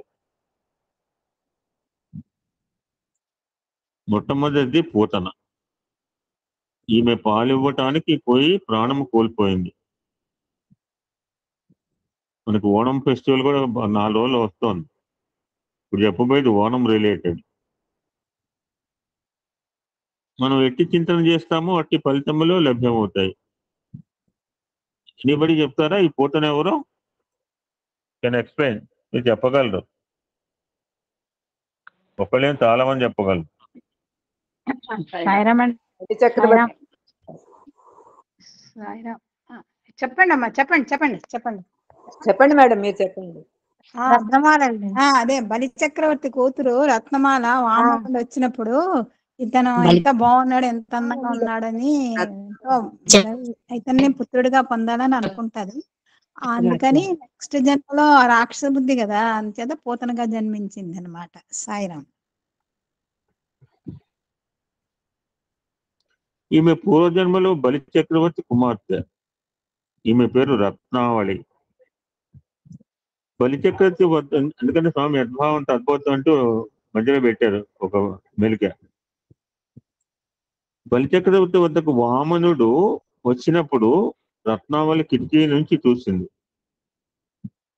ఆహా, ఈ బాలుడు ఎంత అందంగా ఉన్నాడు, ఇతడే నాకు పుట్టి ఉంటే అనేక విధములుగా పాలించి పోషించి ఆనందించి ఉండేదానను. ఇదే మాట ఒక మహనీయుడు అన్నట్టు పాశ్చాత్య దేశంలో. ఎవరైనా అనుకున్నారా? ఎవరైనా చెప్తారా?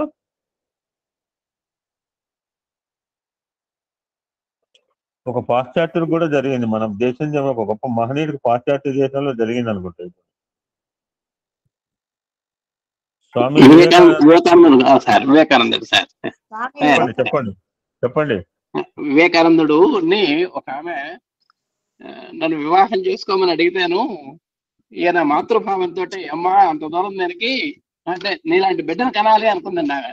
నీలాంటి పెళ్లి చేసుకొని నీలాంటి బిడ్డను కనాలి అంటే అంత దూరం దానికమ్మయ్యో పెళ్లి చేసుకోవటం బిడ్డలు కంటాం, నన్నే నీ బిడ్డగా స్వీకరించమని వివేకానంద స్వామి అన్నారని మీరే చెప్పారు సార్, ఒకసారి విన్నాం. అది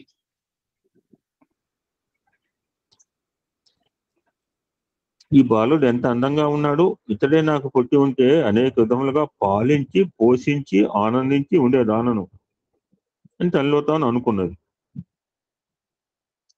అంతలోనే వామనుడు బలిచక్రవర్తి మాట ప్రకారము 2 అడుగులు, ఒకటి భూలోకము, 2వది ఆకాశము తీసుకొని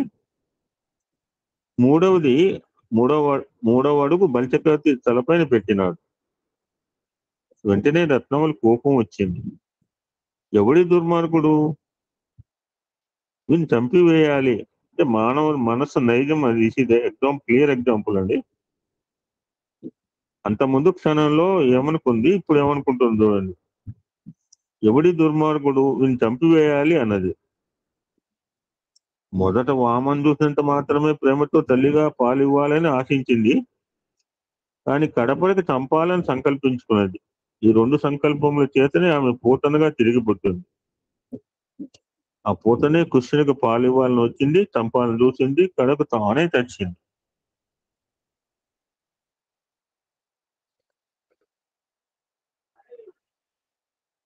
నిన్న ఇంకొక పెక్యులర్ గా చెప్పాడు. మరి అంటే ఒక్కొక్కరు ఒక్కో రకంగా రాస్తుంటాడు, మరి ఏది కరెక్టా అనిపిస్తుంది.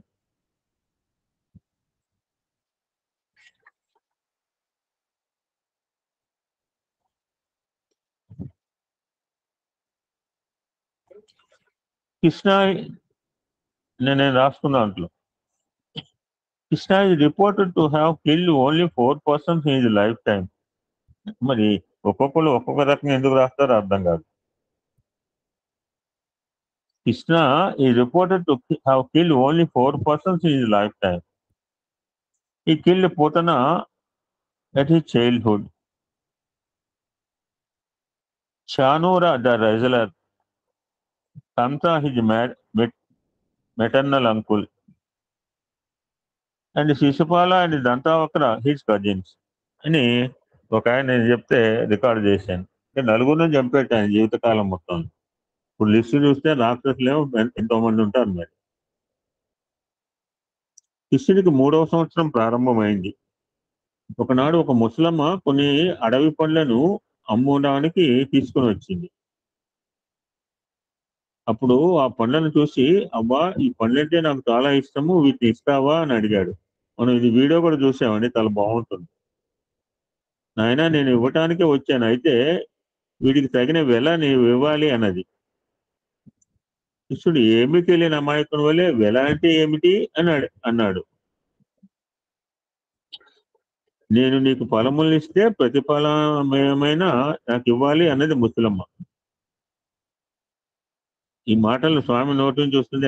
ఎంత సుందరంగా ఉంటే ఆలోచించండి. ఈ మెసేజ్ పెట్టుకుని వినండి, ఎక్కడ దొరుకుతుంది కాదు, దొరకపోవడం అంటూ లేదు ఈ రోజుల్లో. కృష్ణుడు లోకానికి వెళ్ళి తన చిన్ని చేతులతో ఇన్ని బియ్యము తీసుకుని వచ్చి ముసలమ్మ ఒడిలో వేశాడు. ఆమె తన్మయురాలైంది. వెంటనే కృష్ణుని చేతుల నిండా పళ్ళు పెట్టి తన ఇంటికి బయలుదేరింది. ఒక్కొక్క అడుగు వేస్తుంటే నెత్తిపైన బుట్ట బరువు అధికమవుతూ వచ్చింది. ఇంటికి వెళ్ళి బుట్టను కింద పెట్టి చూసింది. కృష్ణుడు ఇచ్చిన బియ్యపు గింజలు అనంతమైన రత్నాలుగా మారిపోయి ఉన్నాయి. ఇంకా ఆ దోశ నిండా ఇవ్వడు. మీరు ఆ వీడియో చూస్తే చాలా గమ్మత్తుగా ఉంటుంది. ఆ దోశతో తెచ్చిన వాడు మొత్తం దారిలాగా పోసి కొంచెం లిమిటెడ్ దోశ నిండా అంటే కొన్ని వేల గింజలు ఉంటాయి. అవన్నీ ఇస్తే ముసలం ఏం మోస్తుంది. అందుకని చాలా నాకుగా ఏమి తెలియని వాళ్ళగా అలా మోసుకుంటూ వచ్చి దారిలో మోసుకుంటూ వచ్చి ఒక 20, 15, 20 లేకపోతే 25, 30 ఏ కౌంటబుల్ ఆ వడ్ల గింజలు అనమాట. ఏ కౌంటబుల్ వడ్ల గింజ. ఆహా, ఇతను ఎవరో భగవంతుని వల్లే ఉన్నాడు. లేనిచో ఈ ధాన్యమంతా రత్నాలుగా మారటానికి వీలవుతుందా? నేనంతా అదృష్టవంతురాలను అని తనలో తాను ఆనందించి పొరుగింటి వారిని కూడా పిలిచి చూపించింది. It is the first miracle at the age of 3 years. ఒకనాడు కృష్ణుడు గోపాలతో అడవికి పోవాలని యశోద దగ్గర చాలా గోల చేస్తున్నాడు. పిల్లవానికి పాలిచ్చి నిద్రపుచ్చితే సరిపోతుందు అని తలించి పాలు త్రాగి పోదురా అని పిలిచింది. కృష్ణుడు కూడా తక్కువేమి కాదు. తానొక యుక్తి పనినాడు. పాలు తాగుతూ నిద్రపోయినట్లుగా నటించాడు. నిద్రించుటకు పూర్వం ఆవలిస్తున్నట్లుగా హా అంటూ నోరు తెరిచినాడు. చూసింది యశోద. పిల్లవాడి నోటిలో ఇది మన్ను తినక ముందు జరిగిందండి. మన్ను తినడం తర్వాత, ఇది మన్ను తినక ముందు జరిగిన సంఘటన. ఆవలించే హా అన్నట్ట. మొన్న ఈ మధ్య ఒక మెసేజ్ పెట్టాను. ఈ ఆవలించే సర్వీస్ ఎవరైనా చదివారా? ఇంగ్లీష్ లో పెట్టాను. గాడ్ విస్పర్స్ అని ఒక మెసేజ్ పెడుతుంటానండి.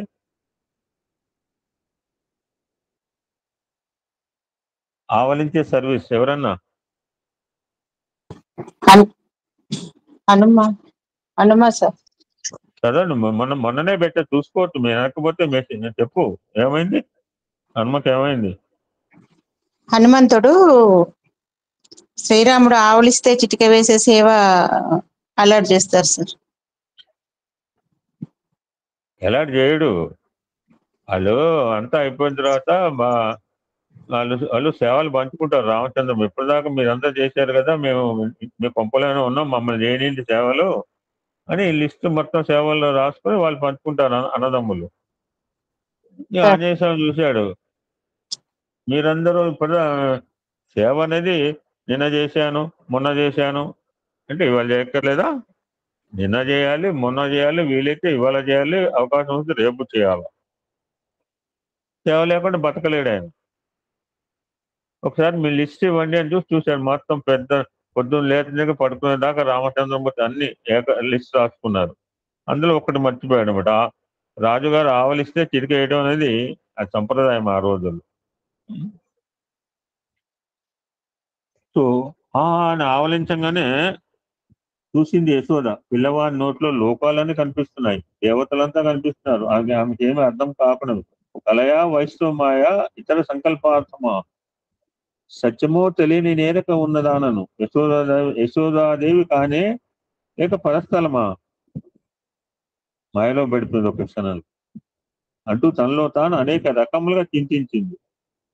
ఆ కుమారుడు చిన్నవాడు, సమస్త లోపంలో అతని నోట్లో కనబడటం ఏమిటి? నో ఇది నా భ్రమ. అంటే ఆవిడ లాంటి వాళ్ళు బ్రహ్మ పడితే మనం బ్రహ్మ పడమా? ఈజీగా పడతాం మనం. ఇంకా ఆ విషయాన్ని మర్చిపోయింది అంతే, లీవ్ ఇట్.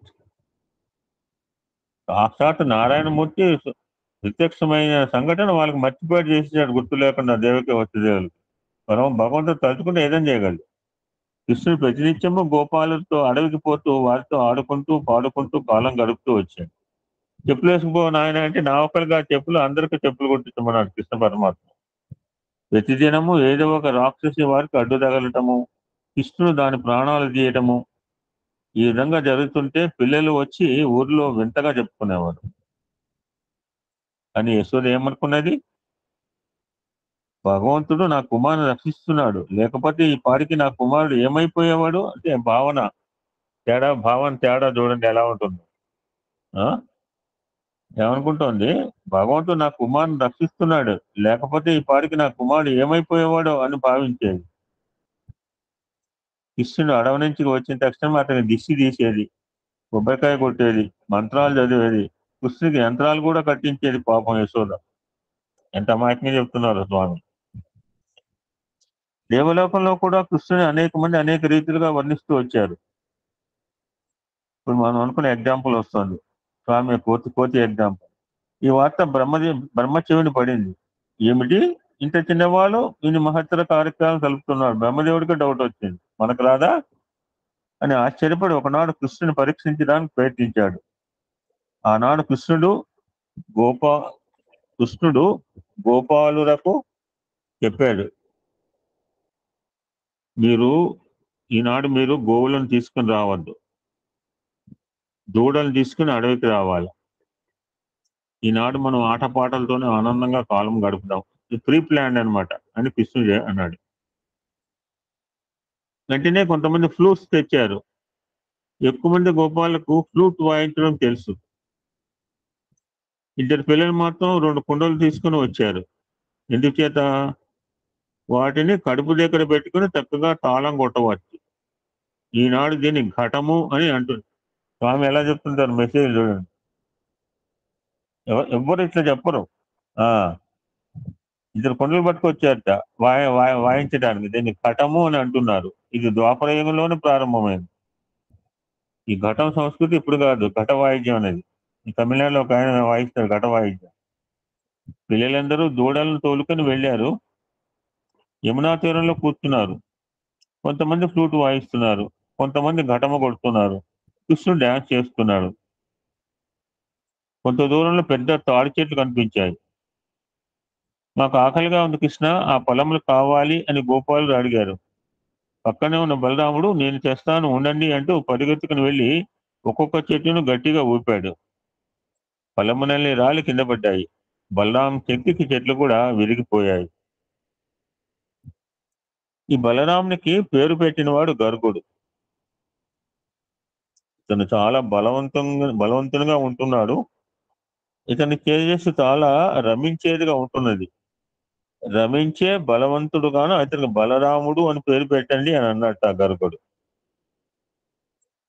చూడండి, అక్కడ చెట్లు ఊపు దగ్గరకు వచ్చి స్వామి మళ్ళీ పేరు పెట్టిన వాడి దగ్గరకు వచ్చాడు. ఆ చెట్లను బలరాముడు ఊపుతుంటే మహా దీర్ఘదేహంతో ఒక గాడిద ప్రత్యక్షమైంది. అది క్షణమునకు పెరుగుతూ వచ్చింది. ఆ గాడిదను చూసి గోపాలందరూ భయభ్రాంతులకు గురైనారు. బలరాముడు దాని 2 కాళ్ళు పట్టుకుని భూమిపై కొట్టాడు. అది గుండె పగిలి చచ్చింది. అప్పుడు పిల్లలందరూ బలరాముని పట్టుకుని ఎగురుతూ ఆడుతూ ఉన్నారు. ఈ సమయాన్ని పురస్కరించుకుని బ్రహ్మ అక్కడ పెద్ద గుహను సృష్టించాడు. పిల్లలందరూ ఆటపాటలో మునిగి మైమర్చి ఉన్న సమయంలో దూడలన్నింటినీ ఆ గుహలో ప్రవేశపెట్టాడు బ్రహ్మ. ఈ విషయం కృష్ణునికి మాత్రమే తెలుసు. తర్వాత పిల్లలందరూ కృష్ణ దూడలు ఎక్కడా అని అడుగగా ఆ గుహ దగ్గర ఉంటాయి వెతకండి అని అన్నాడు. పిల్లలు గుహ దగ్గరంతా చూశారు, లోనికి ప్రవేశించారు. వెంటనే గుహ మూసుకొని పోయింది. 1-2 జన్మలు కాదు. చూడండి, డ్రామా అంటే ఇదేదో చేశారండి, కనకట్టండి, మాయ అండి. 1 సెకండ్ చేస్తే మాయ అండి, 1 నిమిషం చేస్తే మాయ, లేదా 10 నిమిషాలు చేస్తే మాయ. 1-2 జన్మలు కాదు, 1 సంవత్సరం పాటు ఆ దూడలు పిల్లలు గుహలోనే ఉండిపోవాల్సి వచ్చింది. అప్పుడు కృష్ణుడు ఎన్ని దూడలు ఉన్నాయో, ఎంతమంది గోపాలులు ఉన్నారో అందరి రూపములు తానే ధరించాడు. మన రుద్రంలో అన్ని ఆయన చేస్తున్నాడు, తరచుగా చెప్తుంటాడు రుద్రంలో. ఏం సన్నివేశం అండి? అన్ని రూపాలు ఆయనే బాగా చెప్తుంటాడు ఆయన శాస్త్రి గారు. ఎనీబడి చాలా తరచుగా చెప్పాడు. అంతకంటే ఏం చెప్తాను ఇంకా. ఇప్పుడు 10 సార్లు చెప్పుంటాడు ఆయన ఎగ్జాంపుల్, అన్ని ఆయనే అంటానికి. ఏకోహం బహుశ్యాం. ఉదాహరణ చెప్పమ్మా. ఆయన సన్నివేశం ఇప్పటికి 100 సార్లు చెప్పాడు ఆయన రుద్రంలో. బాబూజీ, టాంగా, గుర్రబండి ఇదంతా 10 సార్లు చెప్పాడు ఇప్పుడు ఆయన. అన్ని ఆయనే. ఇదంతా కాకుండా అక్కడే విభూతి ఇవ్వచ్చు అసలు యాక్చువల్ గా, బట్ అలా చేయదలుచుకోలేదు.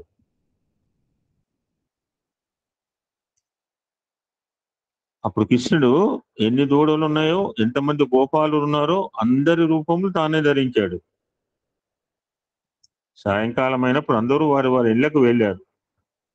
తల్లిదండ్రులందరూ వచ్చిన వారు తమ బిడ్డలే, తమ దూడలే అనుకుని చాలా ఆనందించారు. ఎవరు చేస్తారండి ఇంత డిజైన్? ఏ ఆర్టిస్ట్ చేస్తాడు? ఈ విధంగా సంవత్సరం అంతా కృష్ణుడు తన లీలా నాటకాన్ని జరుపుతూ వచ్చాడు. బ్రహ్మకు చాలా ఆశ్చర్యం వేసింది. చివరికి తన అపరాధము క్షమించమని కృష్ణుని ప్రార్థించి గుహలో చిక్కిన గోపాలను, దూడలను వారి వారి ఇళ్లకు పంపించాడు. కనుక భగవంతుడు అనేక రూపములు ధరించవచ్చు. జగత్తంతా భగవంతుని స్వరూపమే. నువ్వు చెప్పిన మాట ఇప్పుడే వచ్చిందక్క. ఏకోహం బహుశ్యాం, చాలా చక్కగా చెప్పావు. ఏకోహం బహుశ్యాం, తన ఏకత్వమే అనేకత్వం పొంది ఉన్నది. ఇటు దైవత్వాన్ని అందరూ గుర్తించడం అసాధ్యము. ఇది ఇంపార్టెంట్, అందరూ తెలుసుకోలేరు.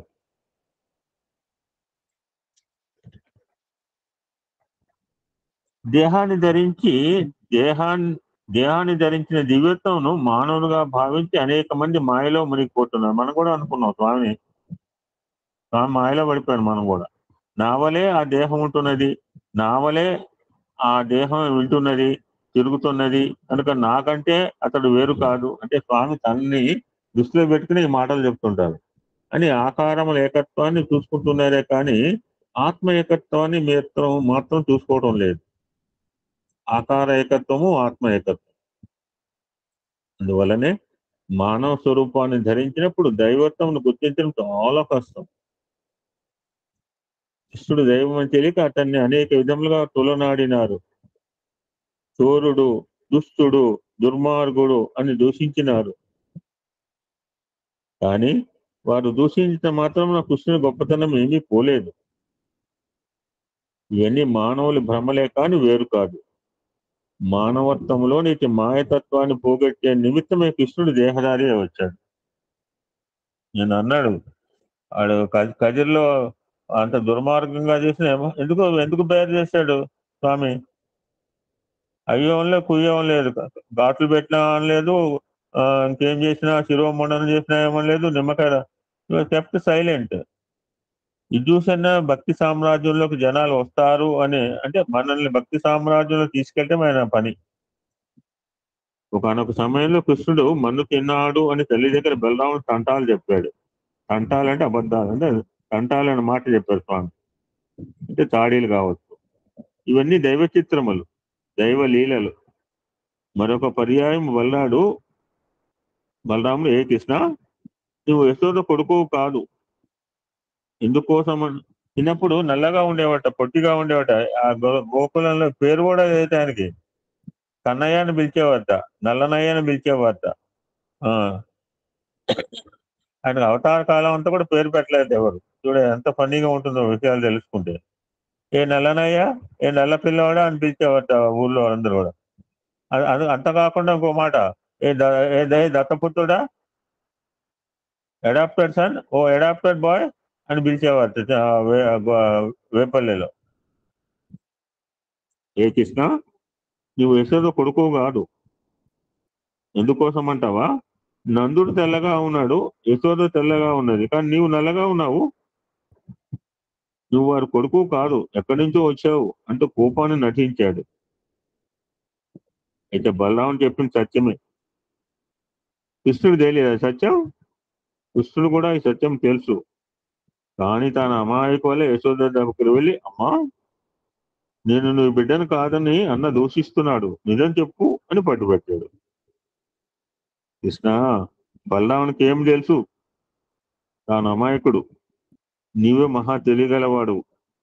వాని మాటలు నువ్వు వినవద్దు. నువ్వు నిజంగా నా కొడుకువే. విష్ణువు నల్లని వాడు అనగా నీవు విష్ణు స్వరూపాన్ని ధరించావు కనుక కృష్ణ, నీవు బలరాముని మాటలు నమ్మవద్దు, వెళ్ళి ఆడుకో అని చెప్పింది యశోద. ఈ విధంగా ఎన్ని సమాధానాలు చెప్పినప్పుడు కృష్ణుడు సామాన్య బాలు అనే భావం తల్లిలోనే పోలేదు.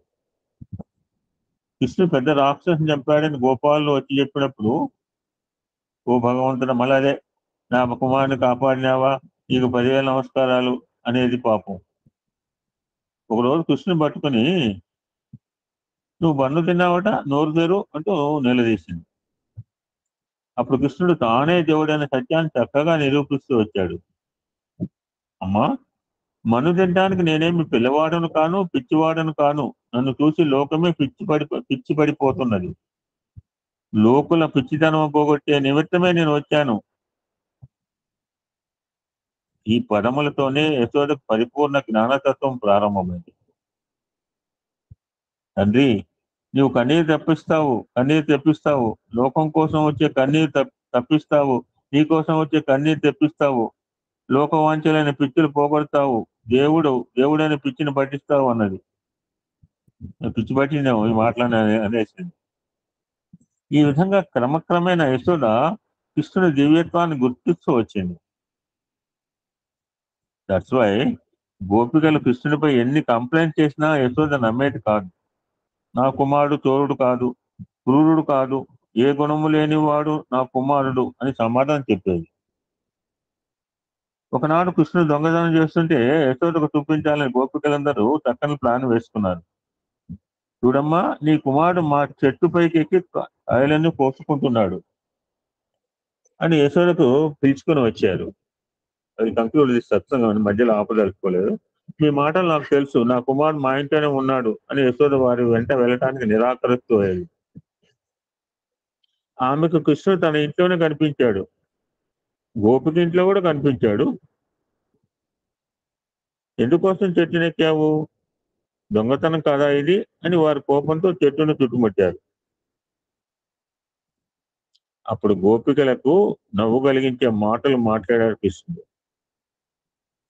నేను ఎందుకు చెట్టునెక్కాననుకుంటున్నారు మీరు? మా దూడల కోసం గడ్డి కోసుకోవడానికి ఎక్కాను. చూడండి ఎంత అమాయకంగా అడిగాడు. అన్నట్టుగా గోపికలు గట్టిగా నవ్వేశారు. చెట్టు పైన గడ్డి ఉంటుందా? ఈ నవ్వుతో కృష్ణునిపై వారి గల కోపం కూడా చల్లారిపోయింది. స్వామి కూడా ఇటువంటి ఎన్నో సన్నివేశాలు చేశారు. భయంకరమైన సైలెన్స్ స్వామి బ్రేక్ చేసేవారు. ఈ విధంగా ఇతరుల కోపమును, ద్వేషమును, అసూయను చక్కగా మాటలతో అనగదొక్కేవాడు కృష్ణుడు. భగవంతుడు ఏమి చేసినా అది ఒక అంతరార్థంతో కూడినది. ఆనాటి రాజులు నిరంకుశంగా ప్రవర్తించేవారు. అమాయకులైన ప్రజలు అనేక రీతిలుగా శిక్షించేవారు. కనుక భూదేవికి ఇచ్చిన మాట ప్రకారం తానే స్వయంగా వచ్చి లోకంలో అశాంతిని దూరం చేసి ప్రశాంతిని పోషిస్తూ వచ్చాడు. పరిత్రాణాయ సాధూనం, వినాశాయ చతుష్కృతం, ధర్మ సంస్థాపనాయ సంభవం. అధర్మాన్ని తొక్కివేసి ధర్మాన్ని అభివృద్ధి పరిచే నిమిత్తమే అవతారాలు వస్తుంటాయి. అధర్మ పరులను శిక్షించాడు, వారి ప్రాణాలు తీశాడు. అయితే భగవంతుడు ప్రాణాలు తీయలేదు, వారి క్రూరత్వమే వారి ప్రాణాలు తీసింది. ఈనాడు కూడా ధర్మపరులను రక్షించి దుష్టులను సంహరించాలని కొనుక్కుంటే ధర్మపరుడైన వాడు ఒక్కడు చిక్కడు, అందరూ శిక్షకు పాత్రలు అవుతారు. అంటే ఇక్కడ మళ్ళీ స్వామి కంపేర్ చేస్తున్నారు, ఆ అవతారం ఈ అవతారం. ఇక్కడ సంహరించడం కాదు, అధర్మంను ధర్మంగా మార్చాలి. ఏ విధంగా? ప్రేమతత్వంతో మార్చాలి. కృష్ణుడు కూడా ప్రేమ చేతనే సర్వులను మార్చినాడు. రక్షించడం కానీ శిక్షించడం కానీ వారి వారి భావములను బట్టి జరుగుతుంది. భగవంతునికి ఎవరు ద్వేషులు లేరు, భగవంతునికి ఎవరిపైన ఆగ్రహం లేదు, అనుగ్రహం లేదు. అనుగ్రహములు మీ భావముల యొక్క స్వరూపములే. భగవంతుడు అన్నింటికీ సాక్షిపోతుడు. భగవంతుడు ఎందుకు నాకు ఈ కష్టాలు పెడుతున్నాడు, ఎందుకు నేను ఎలా శిక్షిస్తున్నాడు అని కొంతమంది అనుకుంటుంటారు. నేను కూడా అనుకుంటా అప్పుడప్పుడు. కానీ నిన్ను శిక్షించేది, నీకు కష్టాలు ఇచ్చేది భగవంతుడు కాదు, నీ భ్రమలే నీకు కష్టాలుగా మారుతున్నాయి. తనలోనున్న చెడ్డ భావములే తను శిక్షిస్తున్నాయి అని ఎవరు గుర్తిస్తారో వారు నిజమైన భక్తుడు. యుద్ధం తర్వాత కృష్ణుడు ద్వారకకు బయలుదేరాడు. ధర్మజ, నేను ద్వారకను వదిలి చాలా కాలమైనది కనుక నేను సెలవు తీసుకుంటున్నాను అన్నాడు. కృష్ణుని మాటకు ఎవరు ఎదురు చెప్పేవారు కాదు. రథము సిద్ధమైంది. ఇంతలో అంటే ఇక్కడ ఒక బ్యూటిఫుల్ క్యారెక్టర్ చెప్తారు. ఎవరైనా చెప్తారా? ఎనీబడి గుర్తుందా కదా? ఎవరు ఆపుతారు? కృష్ణుని ఎవరు ఆపుతారు? అక్రూరుడు. అక్రూరుడు పనే లేదు అక్కడ. అక్రూరుడు ఏం పని అమ్మా? ద్వారక వీళ్ళింటి దగ్గర, ధర్మరాజు దగ్గర. ఈ ధర్మరాజు బ్రదర్స్ దగ్గర అక్రూరుడికి ఏం పని? దిస్ ఈజ్ మొత్తం ఇక్కడ పాండవుల ఫ్యామిలీతో కృష్ణుడు ఉన్నాడు, చాలా రోజులు ఉన్నాడు. ఎనీబడి? ఓకే, టైం అయిపోతుంది. కనుక చాలా రోజులు బాబు వచ్చి నేను సెలవు, ఐ విల్ టేక్ రెస్ట్ అన్నాడు. కృష్ణుడి మాటకి ఎవరు ఎదురు చెప్పేవారు కాదు. రథము సిద్ధమైంది. ఇందులో ఈ వార్త తెలిసి ఉత్తర పరిగెత్తుకొని వచ్చింది. కృష్ణుడు కాళ్ళపై పడి, కృష్ణ, అభిమన్యుడు మరణించినప్పటి నుంచి నా గర్భంలో మంటలు మండుతున్నాయి. దీనికి కారణం నాకు తెలియదు కనుక నీవు ఇప్పుడు ద్వారకకు పోవటానికి వీలు లేదు. నేను ప్రసవించే వరకు నువ్వు ఇక్కడే ఉండి తీరాలి. ఈ గర్భముకి ఏమైనా ప్రమాదం జరిగితే పాండవ వంశమే నిర్మూలం అవుతుంది కనుక నీవు పోవటానికి వీలు లేదు అని గట్టిగా కాలు పట్టుకుంది. చూశారా? ఉత్తర భక్తి ప్రపత్తుల వలన తక్షణమే కృష్ణుడు ప్రయాణం నిలిచిపోయింది. ఉత్తర, నీ ప్రసవం అయ్యే వరకు నేను ద్వారక పోను అని కృష్ణుడు వాగ్దానం చేశాడు. వయస్సు చిన్నదైనప్పటికీ ఉత్తర ఉత్తమ భక్తి కలిగినది. అందువలనే అశ్వత్థామ ఆమె గర్భంపై వేసిన బ్రహ్మాస్త్రము నిర్మూలించే నిమిత్తమే కృష్ణుడు ఆమె గర్భంలో ప్రవేశించినాడు. ఆమె అలసి నిద్రించే సమయంలో తన గర్భంలో కృష్ణుడు చేరి ఈ పని చేస్తున్నట్లుగా దర్శించింది. అప్పటి నుంచి కృష్ణనామం తప్ప మరొక పదం ఆమె నోటి నుంచి రాలేదు. ధర్మరాజును చూసిన కృష్ణ అనేది, కుంతిని చూసిన కృష్ణ అనేది ఈ చరిత్రలో ఎక్కడా కనిపించదు. ఆమె భావం అంతా కృష్ణ భావమే. ప్రసవం అయిన తర్వాత ఆమె కుమారునికి పరీక్షితుడు అనే కృష్ణుడే పేరు పెట్టాడు. ఉత్తర ఉత్తమమైన గుణవంతురాలు కనుకనే ఆమె నిమిత్తమై కృష్ణుడు తన ప్రయాణాన్ని కూడా మానుకున్నాడు. భగవంతుని హృదయాన్ని కరిగించి కదిలించే భక్తి ప్రపత్తులు మానవులు ఆవిర్భవించాలి. కేవలం మాటల చేత అతని హృదయం కరుగదు. దాన్ని కరిగించే శక్తిని మనం సంపాదించుకోవాలి. వెన్నయ్య అయినా వేడిని చూపందే కరుగదు కదా.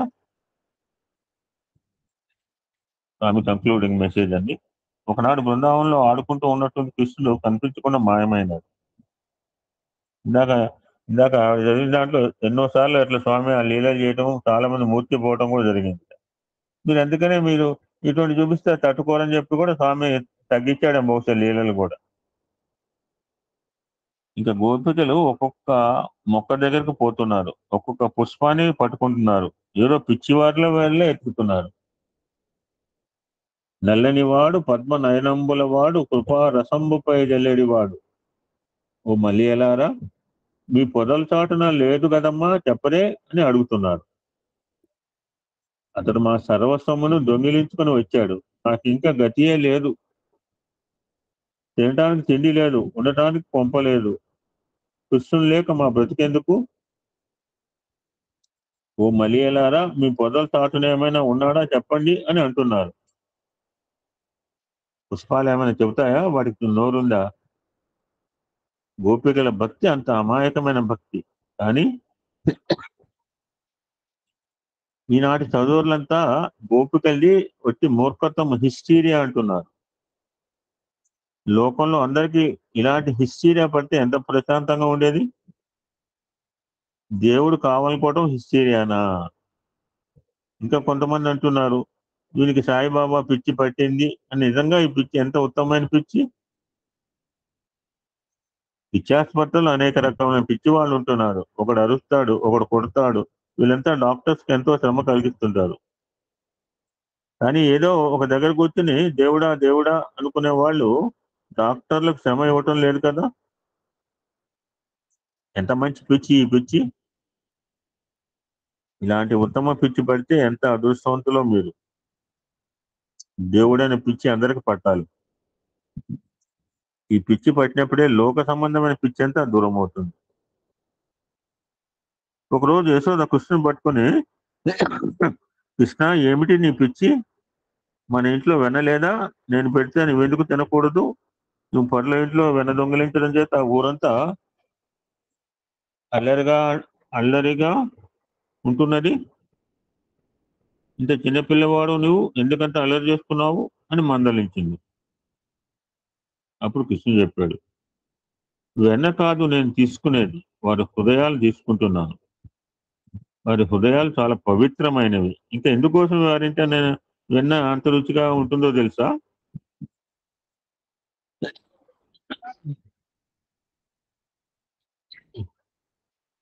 ఆ గోపికలు తెల్లవారుజామున పెరుగులో కవ్వం వేసి తాడును చుట్టి కృష్ణనామంతో చిలుకుతారు. నామంకు తగినట్లుగా వారి గాజులు తాళం వేస్తాయి.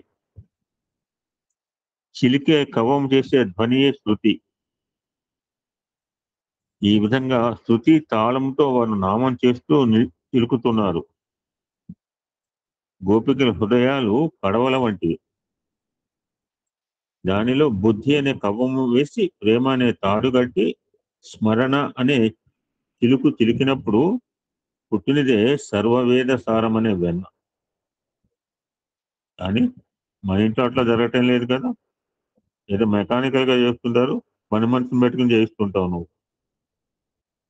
కనుక గోపిక లీలలోని వెన్న నాకు మహా రుచిగా ఉంటుంది అని అన్నాడు. ఆ విధంగా కృష్ణుని ప్రతి మాట కూడా ఆధ్యాత్మిక భావంతో కూడి ప్రతి హృదయాన్ని కరిగించే రీతిగా ఉండేది. అందుకని అన్ని అవతారాల్లో కృష్ణావతారం పూర్ణావతారము అని అన్నారు. This is the message delivered by Bhagavan on 29th August, correct గా రేపటి రోజు అండి, 29th August 1994. ఓం శాంతి. ఓం క్లీం కృష్ణాయ గోవిందాయ గోపీజన వల్లభాయ స్వాహ. ఓం క్లీం కృష్ణాయ గోవిందాయ గోపీజన వల్లభాయ స్వాహ. ఓం క్లీం కృష్ణాయ గోవిందాయ గోపీజన వల్లభాయ స్వాహ. ఓం శాంతి శాంతి శాంతి. సమస్త లోకా సుఖినో భవంతు. లోకా సమస్త సుఖినో భవంతు. ఓం శాంతి శాంతి శాంతి.